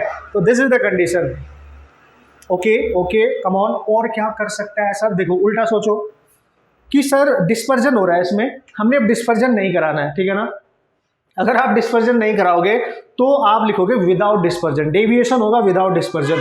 तो उसके लिए कंडीशन क्या करूंगा मैं, ध्यान से समझो, यानी अब मैं बात करूंगा डेविएशन तो होगा, डेविएशन होगा बट विदाउट, ठीक है, डिस्पर्जन, ठीक है। इस पे 1-2 बार क्वेश्चन आए हैं, मैक्सिमम क्वेश्चन इस कंडीशन पे आए हैं, इजी होते हैं, बस आप ये कंडीशन याद रखना, पुट करना यार, क्वेश्चन हो जाएगा, कोई टेंशन थोड़ी ही है। तो सर इसमें क्या करेंगे, डिस्पर्जन एंगल जो होगा नेट उसको 0 करते हैं, ठीक है, तुम्हें निकालने की जरूरत नहीं है। अगर आप निकालोगे तो देखो यार थीटा अगर निकालना पड़े तो थीटा को आप कैसे निकालोगे, ये ज़्यादा वाला डेविएशन एंगल है कम, तो del V minus del R कर देना, मतलब इसमें से इसको सब्ट्रैक्ट कर देना, सिंपल है ना, कम ऑन, इसमें से इसको, तो मैं क्या लिखूंगा, मैं लिखूंगा बॉस, ठीक है, तो मैं जब इसको जीरो करूंगा ऑब्वियसली इसमें से इसको सब्ट्रैक्ट करूंगा और उसको मैंने क्या करना है, जीरो कर देना है, ठीक है, ओके। तो वैसा ही केस होगा बॉस, दो प्रिज्म होंगे, एक ये रहा और एक इसका जस्ट रिवर्स होगा, ऐसे ही समझ जाना, ठीक है। तो मैं लिखूंगा, चूंकि यहाँ पे ये रेड कलर है वॉयलेट कलर है, तो पहले के लिए यूज करेंगे तो उसका एंगल ऑफ प्रिज्म A1 होगा, उसके वॉयलेट कलर फर्स्ट प्रिज्म का, उसी का रेड कलर, ठीक है, is equal to A2 second prism के लिए वॉयलेट कलर का refractive index minus red colour का, बस ये रहा फॉर्मूला, ये रहा फॉर्मूला, सिंपल। ये कब यूज होगा, विदाउट डिस्पर्जन, तो ये वाला यूज करेंगे, विदाउट डेविएशन तो ये वाला यूज करेंगे। This is how you can solve all the type of problems, ठीक है। इस पे डिपेंडेंट जो भी क्वेश्चंस आएंगे ऐसे करने हैं। अब इसमें जो क्वेश्चंस आते हैं ना, एक एग्जांपल में एक बेहतरीन तरीके का लूंगा कि लाइट है वो डिस्पर्ज हो रही है, तो कभी कभी ऐसा क्वेश्चन पूछता है कि प्रिज्म के अंदर लाइट एंटर कर रही है, तो बताओ कौन सा कलर बाहर नहीं निकल पाएगा, मतलब इस टाइप के क्वेश्चंस आते हैं, तो किस तरीके से आते हैं उनको देखेंगे, ठीक है। ओके बॉस, दो एग्जांपल ले लिए मैंने, दो क्वेश्चंस यहाँ पे ले लिए, इन्हीं के थ्रू आपको बेहतरीन तरीके से कंसेप्ट क्लियर हो जाएगा और आपको क्वेश्चन सॉल्व करने आ जाएगा। प्रीवियस ईयर के क्वेश्चन जाके सॉल्व करना, मजा आ जाएगा, आपसे हो जाएंगे बढ़िया तरीके से, ठीक है। तो पता है क्वेश्चन में क्या बोला है, तो सबसे पहले एग्जांपल में हम ये वाला करने हैं, आप देख के समझ गए होंगे कि एक प्रिज्म को सीधा रखा है, एक को उल्टा रखा है, कॉम्बिनेशन बनाया गया है। तो यार सर ये तो मतलब कॉम्बिनेशन वाला केस हो गया, नहीं डिस्पर्जन वाला केस हो गया। तो पता है क्या बोल रहा है क्वेश्चन में, आपसे बोला जा रहा है कि this combination produce dispersion without deviation. ये जो कॉम्बिनेशन है वो डिस्पर्जन तो कर रहा है, ठीक है, पर विदाउट डेविएशन, विदाउट, ठीक है, डेविएशन उत्तरी। अच्छा, जब भी विदाउट डेविएशन की बात करेंगे तो नेट डेविएशन 0 हो जाएगा और बिना सोचे समझे आप फॉर्मूला डायरेक्ट यूज करेंगे फर्स्ट प्रिज्म के लिए। कैसे sir, μ1 minus 1 into A1 is equal to μ2 minus 1 into A2। तो पता है क्या पूछ रहा है, आपसे पूछा जा रहा है find the refracting angle of second prism, यानी A2 निकालना है। एंगल ऑफ प्रिज्म, यार रिफ्रैक्टिंग एंगल को ही तो बोलते हैं। फर्स्ट प्रिज्म का दे रखा है, ये रहा देखो A1, फर्स्ट प्रिज्म का रिफ्रैक्टिव इंडेक्स दे रखा है, सेकंड प्रिज्म का रिफ्रैक्टिव इंडेक्स दे रखा है। तो बताओ सेकंड प्रिज्म का रिफ्रैक्टिंग एंगल यानी एंगल ऑफ प्रिज्म कितना होगा, यानी A2। You have to calculate A2, ठीक है ना। तो देखो A2 निकालो, A2 कितना आएगा sir, μ1 minus 1 into A1 divide में μ2 minus 1 into A2। Now put the values, put all the values. तो μ1 कितना है सर, μ1 है 1.42 माइनस 1 डिवाइड में 1.7 माइनस 1, ठीक है ना, और A1 है आपका 10 डिग्री, ठीक है। तोड़ा देना यार, क्या बात कर दी। तो A2 कैसे निकालेंगे सर, A2 आप निकाल सकते हो, देखो 1.41 1 सब्ट्रैक्ट करोगे तो 0.42, यहाँ पे बचेगा 0.7 इंटू बनेगा 10। तो देखो ये पॉइंट है, एक पॉइंट नीचे आएगा, 10 से 10 कैंसिल होगा, आपको दिख रहा होगा 6 टाइम्स कैंसिल, ठीक है। तो ऊपर बचेगा 10 इंटू 6, ये पॉइंट एक पॉइंट कैंसिल, नीचे 10, ये कैंसिल, तो आ गया 6 डिग्री। तो जो सेकंड प्रिज्म है ना यहाँ पे, उसका जो एंगल है रिफ्रैक्टिंग एंगल ऑफ प्रिज्म है वो है 6 degree. This is how you can solve the problem. इसी टाइप के डायरेक्ट क्वेश्चंस आते हैं, बस आप लैंग्वेज पे ध्यान देंगे, फॉर्मूला याद होना चाहिए, that is totally depend upon formula, समझ रहे हो आप। Maximum question means JEE Mains में और नीट में पूछे जाते हैं, इसलिए आपको बढ़िया तरीके से रिवीजन करके जाना है, इनका अवॉइड मत करना, बहुत इजी है। अब देखेंगे second and most important concept, दोनों एग्जाम में इसमें क्वेश्चंस आ चुके हैं, दोनों एग्जाम में क्वेश्चंस आ चुके हैं। क्या है सर क्वेश्चन, उसने बोला कि एक प्रिज्म है सर हमारे पास, ठीक है, और उसमें 3 कलर, इसकी इस वाली साइड में देखो, इसको मान लो AB और इसको मान लो C, परपेंडिकुलरली इसको स्ट्राइक कर रहे हैं, परपेंडिकुलरली इंसिडेंट कर रहे हैं। आप देखो तीनों कलर, ब्लू, ग्रीन और red, come on, blue, green और रेड, देखो इन सब का रिफ्रैक्टिव इंडेक्स दे रखा है। रेड कलर का रिफ्रैक्टिव इंडेक्स ये रहा, ग्रीन कलर का रिफ्रैक्टिव इंडेक्स ये रहा, ब्लू कलर का रिफ्रैक्टिव इंडेक्स ये रहा। पता है क्या पूछ रहा है क्वेश्चन में, वो पूछ रहा है जब ये कलर्स इसमें अंदर एंटर करेंगे प्रिज्म में, तो बताओ कौन सा कलर इनमें से सेपरेट हो जाएगा रिमेनिंग 1 कलर्स से, ठीक है ना। क्या रेड कलर बाकी 2 से सेपरेट हो जाएगा, क्या ब्लू कलर बाकी 2 से सेपरेट हो जाएंगे। सेपरेट होने का मतलब यहाँ पे पता है क्या है कि जब ये कलर इसके अंदर जाएंगे, देखो चूंकि परपेंडिकुलरली इंसिडेंट कर रहे हैं ना, तो सीधे इस पे टकराएंगे, फिर ये भी सीधा इस पे टकराएगा, फिर ये भी सीधा इस पे टकराएगा, दिख रहा होगा। और ये जो एंगल दे रखा है आपको यहाँ पे, दिस इज 45 डिग्री, ठीक है। अगर ये 45 है, ये 90 है, तो ऑब्वियसली ये भी 45 ही तो होगा, ठीक है। तो वो बोल रहा है कि ये कलर जब इस AC सरफेस पे टकराएंगे तो कौन सा कलर इससे बाहर निकलेगा, है ना, जो कलर इससे बाहर निकलेगा और जो बाहर नहीं निकलेगा मतलब वो आपस में सेपरेट हो गए।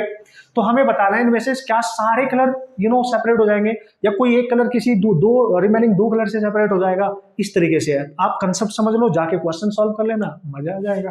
तो क्या करेंगे सर, सेपरेट होने का मीनिंग क्या, देखो जब ब्लू कलर यहाँ पे जाएगा तो हमारा काम है यहाँ पे नॉर्मल बनाना, ठीक है। फिर ये देखना पड़ेगा कि इसका इंसिडेंस एंगल क्या है दोस्तों, इंसिडेंस एंगल क्या है, ठीक है ना, इंसिडेंस। तो आपको पता है ये एंगल 45 दे रखा है, ठीक है ना, ये अगर आप ध्यान से देखो तो ये भी 45 होगा और ये 90 है तो ये भी 45 है, ठीक है, दिख रहा है आपको। और ये जो नॉर्मल है इसके बीच और इस सरफेस के बीच में 90 होना चाहिए, तो ये भी 45 ही होगा। हर कलर का इंसिडेंट एंगल 45 होगा, हर कलर का इंसिडेंट एंगल 45 होगा, आप ध्यान से समझे, ठीक है। और इन तीनों कलर के ना रिफ्रैक्टिव इंडेक्स दे रखे हैं, बहुत ध्यान से समझना, बेस्ट कॉन्सेप्ट है ये।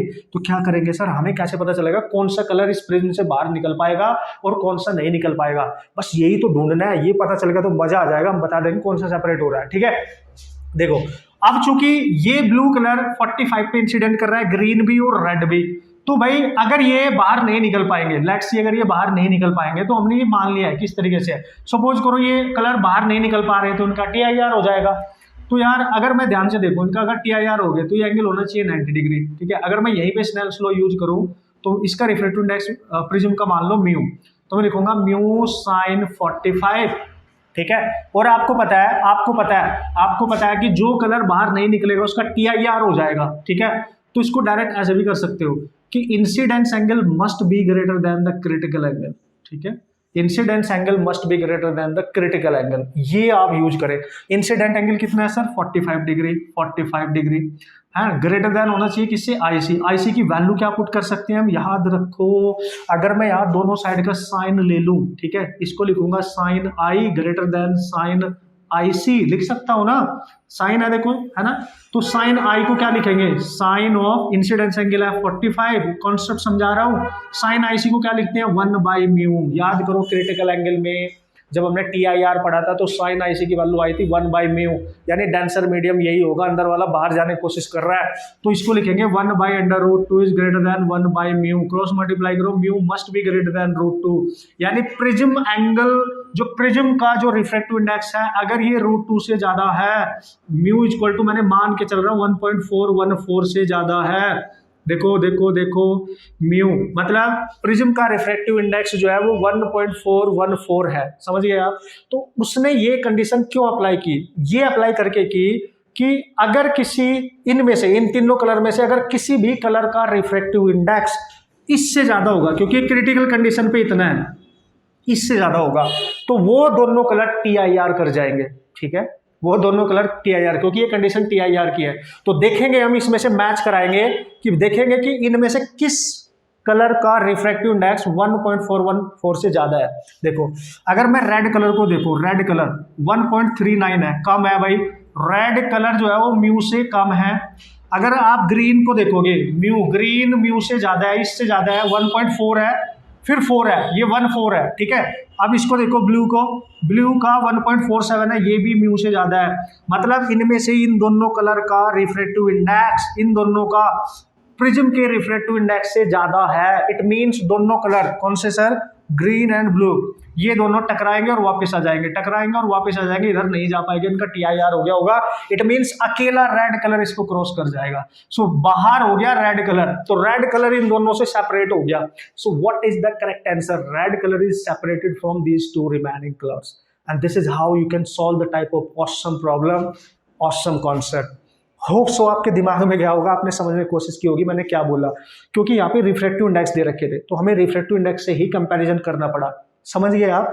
तो रेड कलर बाहर निकल गया, बाकी दोनों टकरा के अंदर रह गए, तो रेड कलर इन दोनों से क्या हो गया, सेपरेट। इस तरीके से आप ऑप्शन चूज कर सकते हैं, टिक आउट कर सकते हैं बढ़िया तरीके से। ऑसम कॉन्सेप्ट है भाई, ध्यान से करके जाना, बढ़िया से प्रैक्टिस करके जाना अच्छे से, ठीक है। सो यार आज का लास्ट कंसेप्ट, इस वीडियो का लास्ट कंसेप्ट हम यूज करने वाले हैं। जैसे कि आपको बताया यार, रे ऑप्टिक्स बहुत बड़ी यूनिट मानी जाती है, फिर भी हमने इसमें टॉप 3 टॉपिक्स कॉन्सेप्ट हमने सेलेक्ट करे हैं, उन्हीं की हम डिस्कशन कर रहे हैं, TIR की, प्रिज्म की और लेंस की, जहां से ज्यादा क्वेश्चंस हर एग्जाम में पूछे जाते हैं। तो लेंस की अब हम बात करेंगे, ठीक है ना। तो ध्यान से पेशेंस के साथ आपने इसको करना है, यानी विद इन 1 आवर या फिर 1 आवर सम मिनट्स में आप इसको कवर अप कर सकते हो पूरे चैप्टर को, तो आपका टाइम भी बचेगा। थोड़ा सा टाइम तो देखो उसमें लगेगा क्योंकि लेंथी प्रोसेस है। ओके, तो लेंस की बात करते हैं। सो सबसे पहले हम बात करेंगे लेंस, और लेंस में आपने जो मेन बात है वो क्या यूज करनी है उसी पे फोकस करूंगा। तो आपको पता है भाई लेंस जो होगा उसको आप कैटेगराइज कर सकते हो, अगर मिनिमम जो कंसेप्ट है यहाँ पे कितने आप कवर कर सकते हो सो सबसे पहले हम लेंस की अगर बात करें, देखो हमें कितने टाइप के होते हैं, कैसे होते हैं वो आप सबको पता होगा, ठीक है। अगर मैं बात करूं दोस्तों यहाँ पे जो मेन है लेंस के बारे में, ठीक है, अगर हमारे पास कॉन्वेक्स लेंस है, सबसे पहली बात तो यही है, ठीक है, कॉन्वेक्स लेंस है। तो यार सर इसके लिए क्या करना है, देखो कॉन्वेक्स लेंस की फोकल लेंथ हमेशा पॉजिटिव लेनी है, पहली बात, जो मेन बात है उन पे फोकस करो, ठीक है। और जो कॉनकेव लेंस है, ठीक है ना, कॉनकेव टाइप का नेचर होगा, ये डाइवर्जिंग होता है तो उसकी फोकल लेंथ हमेशा नेगेटिव होगी। ये कन्वर्जिंग होता है तो ये पॉजिटिव, ये डाइवर्जिंग होता है तो ये नेगेटिव, पावर भी इसकी नेगेटिव, पावर इसकी पॉजिटिव। ये छोटे छोटे मगर खोटे पॉइंट आपके दिमाग में होने चाहिए, ठीक है। अब क्या करेंगे सर, देखो अब आपके लिए जो सबसे जरूरी बात है ना, अगर आप बात करो यार मैं यहाँ पे लिखता हूँ लेंस फॉर्मूला। अगर वो बात करता है lens formula, basically lens formula किस लिए यूज किया जाता है, देखो अगर इसके सामने मैं एक ऑब्जेक्ट रख दूं तो ऑब्जेक्ट की डिस्टेंस को हम यू करते हैं, और सपोज करो उसकी इमेज इधर बन गई, उसको हम वी से डिनोट करते हैं। ये तो पता ही है, हमें सबको पता है इसकी फोकल लेंथ ये है। तो lens formula will give us the relationship the distance, the position of image and distance, the position of image and object, समझ गए आप। तो कैसे sir, 1/f equal to 1/v minus 1/u, बस ये ध्यान रखना है। And you just remember the sign convention. Lens के सामने की जो जितनी भी डिस्टेंसेज या जो भी डिस्टेंस होगी, कुछ भी होगा, वो हमेशा नेगेटिव लेना है, और बिहाइंड द लेंस हमेशा पॉजिटिव लेना है। इतना तो हमें पता ही होगा, साइन कन्वेंशन के साथ वैल्यू पुटअप करनी है। Distance of image, distance of object, focal length of lens, एक relation you have to remember this one, ठीक है। अगर वो मैग्निफिकेशन की बात करेगा तो height of object, height of image, तो भाई मैग्निफिकेशन हमें पता है height of image over height of object होता है, और इसी को हम लिख सकते हैं v/u। मतलब जो न्यूमेरिकल आएगा उनमें कहीं ना कहीं ये चीजें यूज होंगी, ये आप कंफर्म मान के चले, ठीक है। छोटे छोटे जो बचपन में हमने पढ़े थे उनको मैं जल्दी से बता दे रहा हूं। लेकिन अगर दोस्तों वो कभी बात करेगा किसकी सर, थिन लेंस, सर हमें पता कैसे चलेगा, जब भी कभी किसी लेंस का रिफ्रैक्टिव इंडेक्स यूज होगा, रिफ्रैक्टिव इंडेक्स, तो भाई ध्यान रखना इसका क्वेश्चन फिर किया जाएगा लेंस मेकर से। कम ऑन, लेंस मेकर से किया जाएगा, ध्यान से समझो। मतलब ये वाला इसका सरफेस, इसकी रेडियस r1 और इसकी रेडियस r2, फिर इसका रिफ्रैक्टिव इंडेक्स म्यू दे रखा। तो आपको पता है, सपोज करो बाहर का जो मीडियम है जिस जहां पे ये लेंस रखा गया है, तो फोकल लेंथ निकालने का फॉर्मूला म्यू, ठीक है। बाहर से जाएगी लाइट और इसके अंदर जाएगी, सपोज करो इसका रिफ्रैक्टिव इंडेक्स जो लेंस का है वो μ2 है, और बाहर से जा रही है जिस मीडियम से जा रही है वो μ1 है, तो वो यहाँ लेंगे 1 से जा रही है 2 में -1, ठीक है, इंटू 1/r1 माइनस 1/r2। सबको पता है, बस हम यहाँ चूंकि रिवाइज कर रहे हैं, फिर अप्लाई कैसे करना है ये मैंने सिखाना है, ठीक है। तो इसको लिखते कैसे हैं सर, देखो जिस मीडियम से लाइट जा रही है वो फर्स्ट मीडियम ले लिया, और जिसमें एंटर कर रही है लेंस में वो 2। तो जब हम लिखेंगे μ1 to 2, रिलेटिव होता है, तो 1 से 2 में जा रही है तो पहले 2 का लेंगे और डिवाइड में 1 का। इस तरीके से आप इसको कन्वर्ट कर सकते हो, सिंपल। जब इसका सॉल्यूशन आप करोगे तो r1 और r2 की वैल्यूज आपने पुट करनी है विद साइन कन्वेंशन। इंपॉर्टेंट है भाई, ध्यान रख लियो, with sign convention you have to take the value of r1 and r2। तो सर मतलब कैसे पता चलेगा कौन प्लस है कौन माइनस है, देखो भाई चूंकि मैं इस लेंस की बात कर रहा हूं, ये जो लेंस है अगर मैं ध्यान से देखूं, ठीक है ना, ये है लेफ्ट हैंड साइड में, तो जो सरफेस लेफ्ट में होगा उसकी रेडियस हमेशा पॉजिटिव, जो राइट में होगा उसकी रेडियस हमेशा नेगेटिव लेंगे। लेकिन कॉनकेव में क्या होगा सर, कॉनकेव में क्या होगा, कॉनकेव में चूंकि इसका ये सरफेस लेफ्ट में है तो इसमें इसका जस्ट अपोजिट, इसकी रेडियस नेगेटिव, ठीक है, और इसकी जो राइट वाली होगी, राइट वाली इसकी जस्ट अपोजिट इसकी रेडियस हो जाएगी पॉजिटिव। ये ध्यान रखना बस। यानी कॉन्वेक्स में क्या लेते हैं, लेफ्ट वाले की पॉजिटिव, राइट वाले की नेगेटिव। कॉनकेव में लेफ्ट वाले की नेगेटिव, राइट वाले की पॉजिटिव। इस तरीके से याद करके जाना, कंफ्यूजन ही नहीं होगा, ठीक है। और यहाँ पे विद साइन वैल्यू पुटअप करेंगे और उसका यूज करेंगे। यूज कैसे करेंगे, बहुत सारे एप्लीकेशन है, वो मैंने आपको सिखाने हैं, how to use all these concept to solve the problems. इसी के साथ साथ और क्या याद रखना है, देखो अगर वो सिंगल लेंस की बात नहीं कर रहा है दोस्तों। पावर तो आपको पता ही है भाई, पावर होती है 1/f, और मीटर में ले लो तो डायोप्टर, सेंटीमीटर ले लो तो आपको पता है 100 से मल्टीप्लाई करना पड़ेगा, ठीक है, सिंपल, ठीक है, ये आप ध्यान रखें, ये तो सिंपल है, ठीक है। वो बोल रहा है कॉम्बिनेशन, ठीक है, कॉम्बिनेशन, अगर वो बात करता है लेंस के कॉम्बिनेशन की, तो देखो एक लेंसर, दो लेंसर एंड सो ऑन, बहुत सारे लेंस होंगे, इसकी फोकल लेंथ f1, इसकी f2, तो नेट फोकल लेंथ कैसे निकालोगे, 1/f net, 1/f1 plus 1/f2 plus 1/f3, अगर और भी हुए तो ऐड करते जाना, ऐड करते जाना। This is the formula to for the calculation of the combination of focal length in lens combination. Very important भाई, वेरी इंपॉर्टेंट, ठीक है, याद रखें आप, ठीक है ना, याद रखें इस चीज को। और अगर पावर करना है तो देखो 1/f पावर ऑफ, ये टोटल फोकल लेंथ हो गई हम कॉम्बिनेशन की। जैसे यार रेजिस्टेंस नहीं निकालते थे हम पैरेलल कॉम्बिनेशन में, उनको इन्वर्सली करके ऐड करते थे, वैसे ही तो सिचुएशन है कि नहीं है। अच्छा सर क्वेश्चन कैसे आएंगे, आराम से, जब भी आप f1 f2 की वैल्यू लेंगे तो विद साइन लेते हैं, कॉन्वेक्स है तो पॉजिटिव, कॉनकेव है तो नेगेटिव, सिंपल, सारी चीज पहले देख लेते हैं, फिर क्वेश्चंस कराऊंगा कि कौन कौन से इंपॉर्टेंट एक्सप्रेशन है जो यूज होंगे। सबसे बेहतरीन तो यही है, लेंस मेकर, फिर कॉम्बिनेशन वाला, ये तो क्लियर है। और अगर मैग्निफिकेशन पूछता है नेट, तो बताओ इसका मैग्निफिकेशन m1 है, इसका m2, और भी होंगे, तो net magnification m1 into m2 into m3 and so, product ले लेना सबका, है ना, नेट मैग्निफिकेशन के लिए सबको मल्टीप्लाई करना होगा, ठीक है, ध्यान से, आराम से, ठीक है। तो यार सर और क्या आ सकता है इसमें, और इंपॉर्टेंट क्या सिचुएशन है, वो मैं आपको लिख के बताऊंगा, ठीक है, क्या क्या चीज इसमें और इन कंसेप्ट का यूज करके सॉल्व की जा सकती है। ओके भाई, सब देख लेते हैं कि क्वेश्चन किस किस टाइप से आएंगे सर, ध्यान से समझे। तो अगर वो बोलता है इफ अ लेंस, ठीक है, एक लेंस है placed in air, placed in air, ठीक है, एयर में है, उसकी फोकल लेंथ है f8, देन वो बोलेगा पुट इन अ मीडियम, अगर उसको किसी मीडियम में पुट कर दिया जाए, ठीक है ना, तो क्या कैसे क्वेश्चन आएगा सर, देखो, तो अभी लेंस एयर में रखा है, उसकी फोकल लेंथ है fa, अभी इसको किसी पर्टिकुलर मीडियम में प्लेस कर देते हैं, कुछ भी हो सकता है, मीडियम के अंदर रख दिया हमने, इसकी फोकल लेंथ बताओ मीडियम में रखने से। तो ध्यान देना, जब भी किसी मीडियम में प्लेस करेंगे जिसको कुछ रिफ्रैक्टिव इंडेक्स दे रखा होगा मीडियम का, इधर है रिफ्रैक्टिव इंडेक्स ऑफ एयर, ठीक है, इसके आसपास का जो मीडियम था पहले एयर था, अब क्या है भाई, यहाँ पे कोई मीडियम है इसके सराउंडेड, तो जो फोकल लेंथ होगी मीडियम में निकालेंगे एयर वाली focal length into refractive index of lens लेंगे, लेंस का जो भी दे रखा होगा, ठीक है, -1 डिवाइड में refractive index of lens upon refractive index of medium -1, ये याद रखना, very important expression, very important. Sir question कैसे आएंगे, वो बोलेगा कि भाई उसको उठा के वाटर में रख दिया, तो वाटर का रिफ्रैक्टिव इंडेक्स यहाँ ले ले, लेंस का दे रखा होगा 1.5, 3/2, तो यहाँ पुट करेंगे और अब कैंसर बन जाएगा। या इस लिक्विड का रिफ्रैक्टिव इंडेक्स कुछ भी दे रखा होगा, सपोज करो दे दिया 1.6, तो इसका दे रखा है 1.5, तो बस यहाँ पुट करना है, देखो, और इसकी फोकल लेंथ दे रखी है यहाँ पे 15 सेंटीमीटर, तो कैसे करोगे, 15 इंटू ये दे दिया 1.5, इसको लिख सकते हो 3/2 -1, ठीक है, इसको लिख सकते हो 3/2, मीडियम का कितना दे रखा है, मीडियम का 1.6 यानी 16/10 यानी 8/5, ऐसे लिखोगे ना, ठीक है ना, तो आप 8/5 लिखोगे, -1 इसको सॉल्व कर लोगे, जो भी होगी वही फोकल लेंथ होगी उस पर्टिकुलर मीडियम में। एक क्वेश्चन ऐसा पूछा जा सकता है कि एक लेंस को एक मीडियम से उठा के दूसरे में पुट कर दिया, तो जिसमें पुट किया बताओ उसमें फोकल लेंथ कितनी होगी या पावर कितनी होगी, फोकल लेंथ निकाल लेना बॉस, उसका रिवर्स कर देना तो पावर आ जाएगी ना बॉस, ठीक है। और क्वेश्चन कैसे आएंगे सर, वेरी इंपॉर्टेंट, जो सबसे ज्यादा बार आपके एग्जाम में पूछे गए हैं बॉस, सबसे ज्यादा बार, है ना, सबसे ज्यादा बार जो क्वेश्चंस पूछे गए हैं, what is that, so what is that, उसने बोला कि सर एक लेंस ना दूसरे लेंस के साथ कॉम्बिनेशन में है, मैंने बोला ठीक है, ठीक है ना, और इसका रिफ्रैक्टिव इंडेक्स कुछ दे रखा है, कुछ भी दे देगा 1.5, इसका 1.5 सपोज करो, ठीक है, और इनके बीच में जो गैप है इनमें कुछ लिक्विड भर दिया है, कुछ भी, जिसका रिफ्रैक्टिव इंडेक्स कुछ दे रखा है 4/3, समझ गए। तो ये जो पहला लेंस है इसका रेडियस दे रखा है 10 सेंटीमीटर, इसका भी दे रखा है 10 और इसका दे रखा है 20 सेंटीमीटर।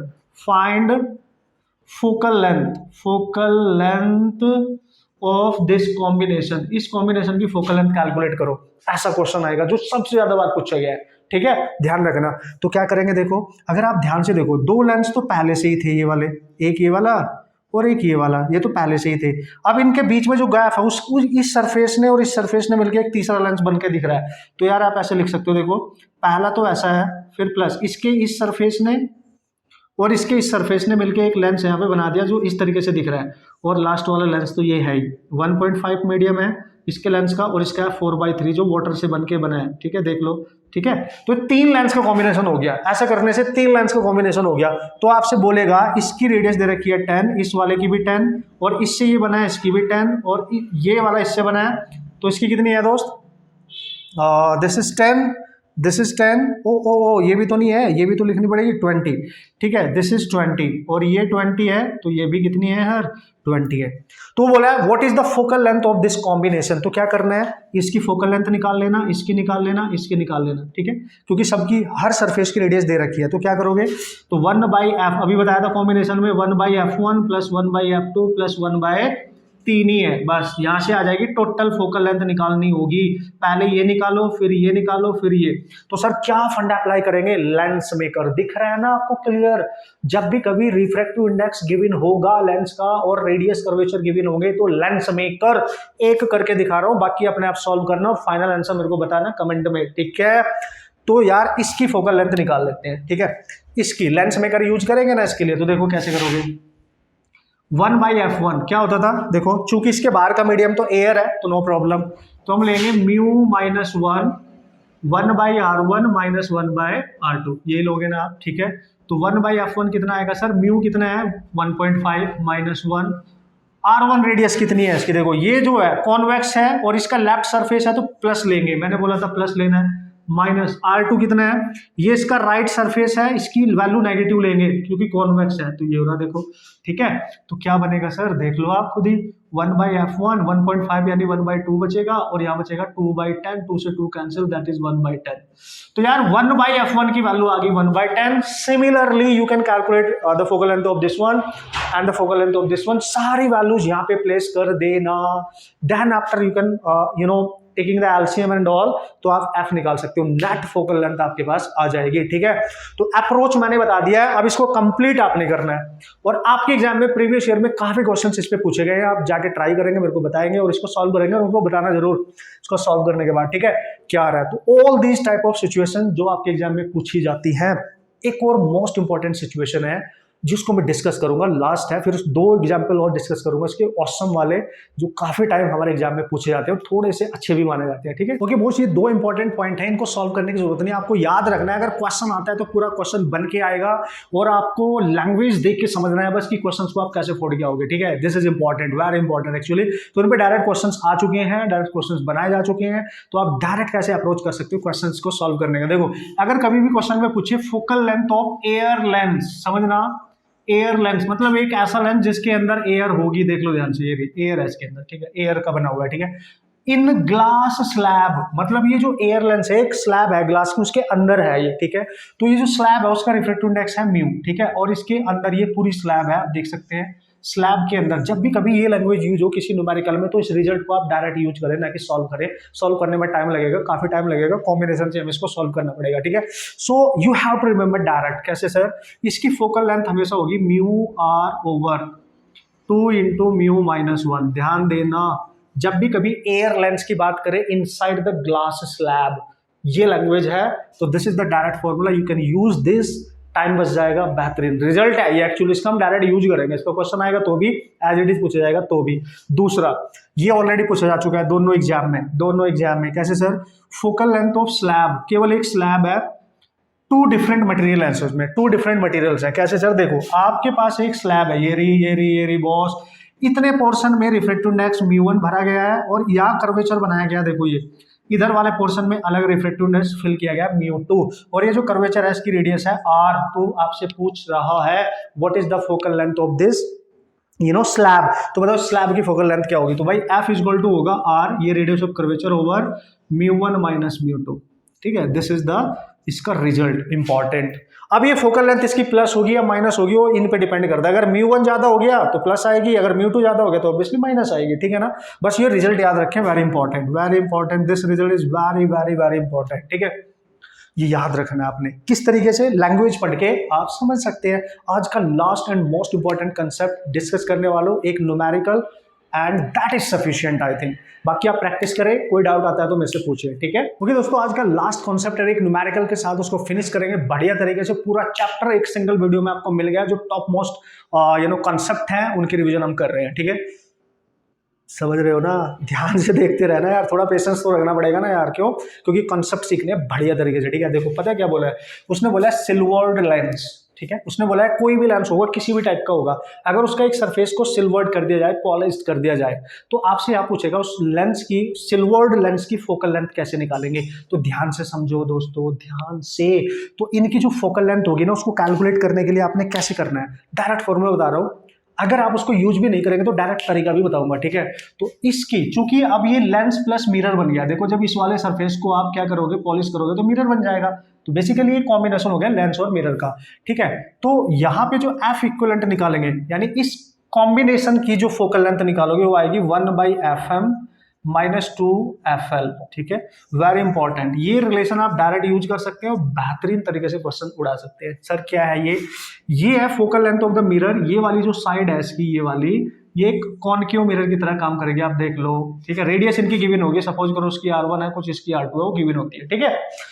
तो इसकी जब फोकल लेंथ नहीं होगी तो आप निकालेंगे R/2 से, इससे निकालेंगे, एंड R की वैल्यू आप पुट करोगे विद साइन। ध्यान रखना अप्रोच कैसे करना है, प्लस होगा तो प्लस, कॉनकेव है तो माइनस, कॉन्वेक्स है तो प्लस। आपको पता है कॉनकेव की रेडियस नेगेटिव, कॉन्वेक्स की रेडियस पॉजिटिव लेते हैं। और ये जो फोकल लेंथ है ये लेंस की होती है, और लेंस की फोकल लेंथ निकालने के लिए आप यूज करेंगे लेंस मेकर, 1/R1 -1/R2, और R1 और R2 की वैल्यू पुट करेंगे विद साइन। ये तो हो गया कंसेप्ट, ये तो हो गया कि ऐसे करेंगे, अगर कोई लेंथी सा क्वेश्चन आएगा तो ऐसे करेंगे। लेकिन डायरेक्ट क्या कर सकते हो, दो चीज याद रख के जाइए, इन्हीं पे क्वेश्चन आने के चांस है। ये भी बता दो, silvered lens concept JEE Mains के लिए वेरी वेरी इंपॉर्टेंट। नीट के लिए मान के चलो एक बार ही क्वेश्चन आया है, बट फिर भी चूंकि आजकल नया दौर है तो क्वेश्चन पूछे जा सकते हैं।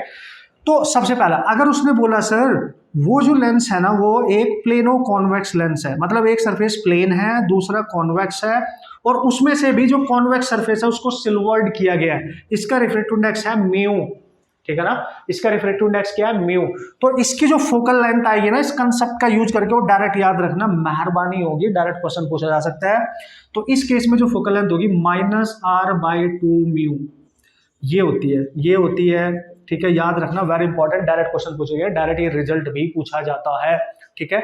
जब भी कभी प्लेनो कॉन्वेक्स लेंस हो, कर्व्ड सरफेस को सिल्वर्ड किया गया हो, तो फोकल लेंथ ये होगी। नेगेटिव का मतलब क्या है, सर ये जो लेंस है ना, जब इसको एक सरफेस को सिल्वर्ड कर दिया जाता है तो ये मिरर की तरह काम करता है। कौन सा mirror, concave mirror. Concave mirror की फोकल लेंथ हमेशा नेगेटिव होती है। तो ये कॉनकेव, ये पूरा कॉम्बिनेशन एक्चुअली में एक मिरर की तरह काम करता है, ये ध्यान रखना, इसलिए नेगेटिव साइन को मत भूलना, ठीक है। अगर सर ऐसे किया गया होगा तो फिर, अगर प्लेन सरफेस को सिल्वर्ड किया गया होगा तो क्या करेंगे, तब फोकल लेंथ आएगी निकल के R/2 × μ-1 नेगेटिव।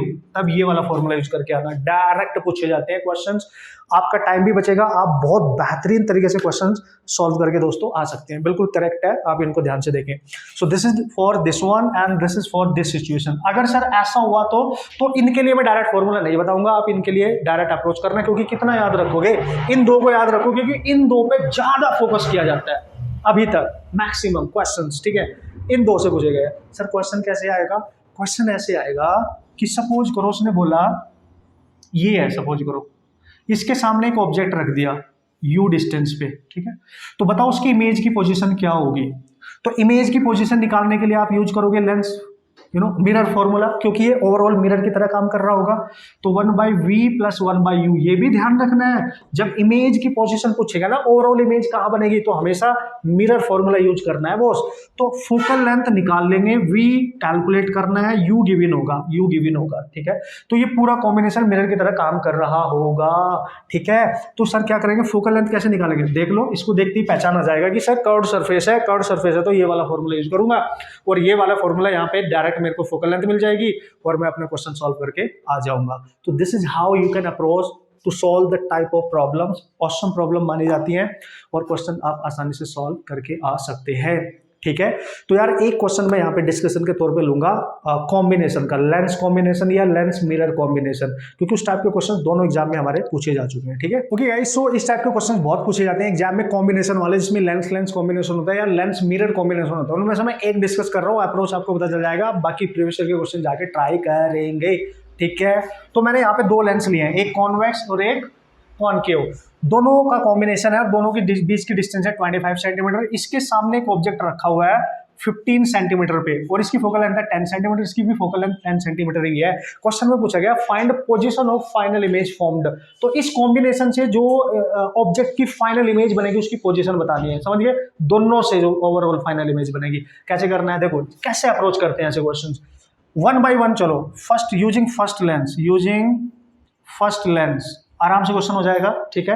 पहले इसके सामने ऑब्जेक्ट है तो ये इमेज कहाँ बनाएगा, इसको लेंस 1 मान लो, इसको लेंस 2 मान लो, समझ गए होंगे आप, ठीक है। तो क्या यूज करेंगे सर, लेंस फॉर्मूला, क्योंकि डिस्टेंसेस की बात कर रहे हैं, तो 1/f1 is equal to 1/v1 1/u1, ठीक है, u1।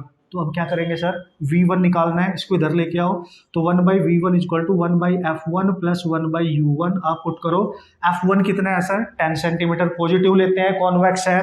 u1 कितना है सर, u1 यानी ये इसको u1 मान लो इसके लिए, तो 15 सेंटीमीटर लेंस के सामने है, इसलिए माइनस लेंगे बॉस, लेंस के सामने है, समझ गए होंगे।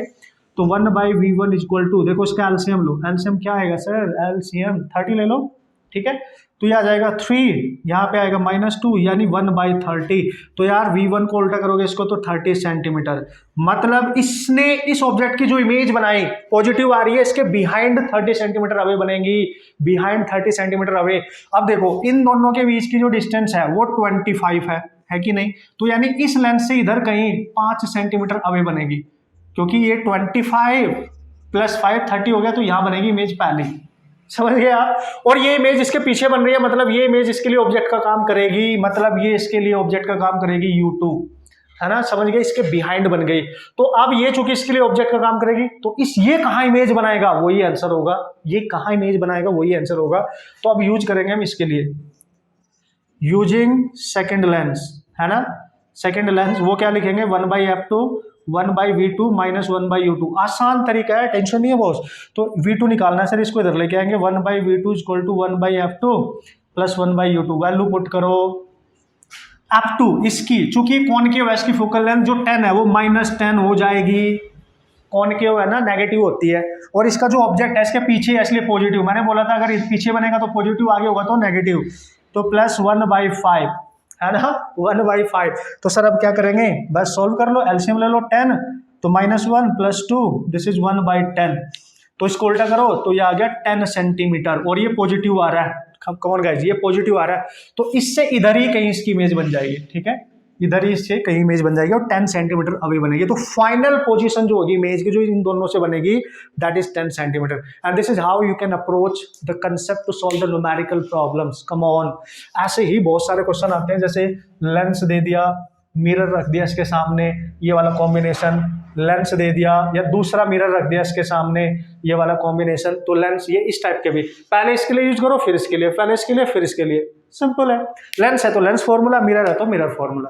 तो ये थे सारे बेहतरीन कंसेप्ट, और आप औसम तरीके से इनको रिवाइज करेंगे, प्रैक्टिस करेंगे, क्वेश्चन सॉल्व करेंगे।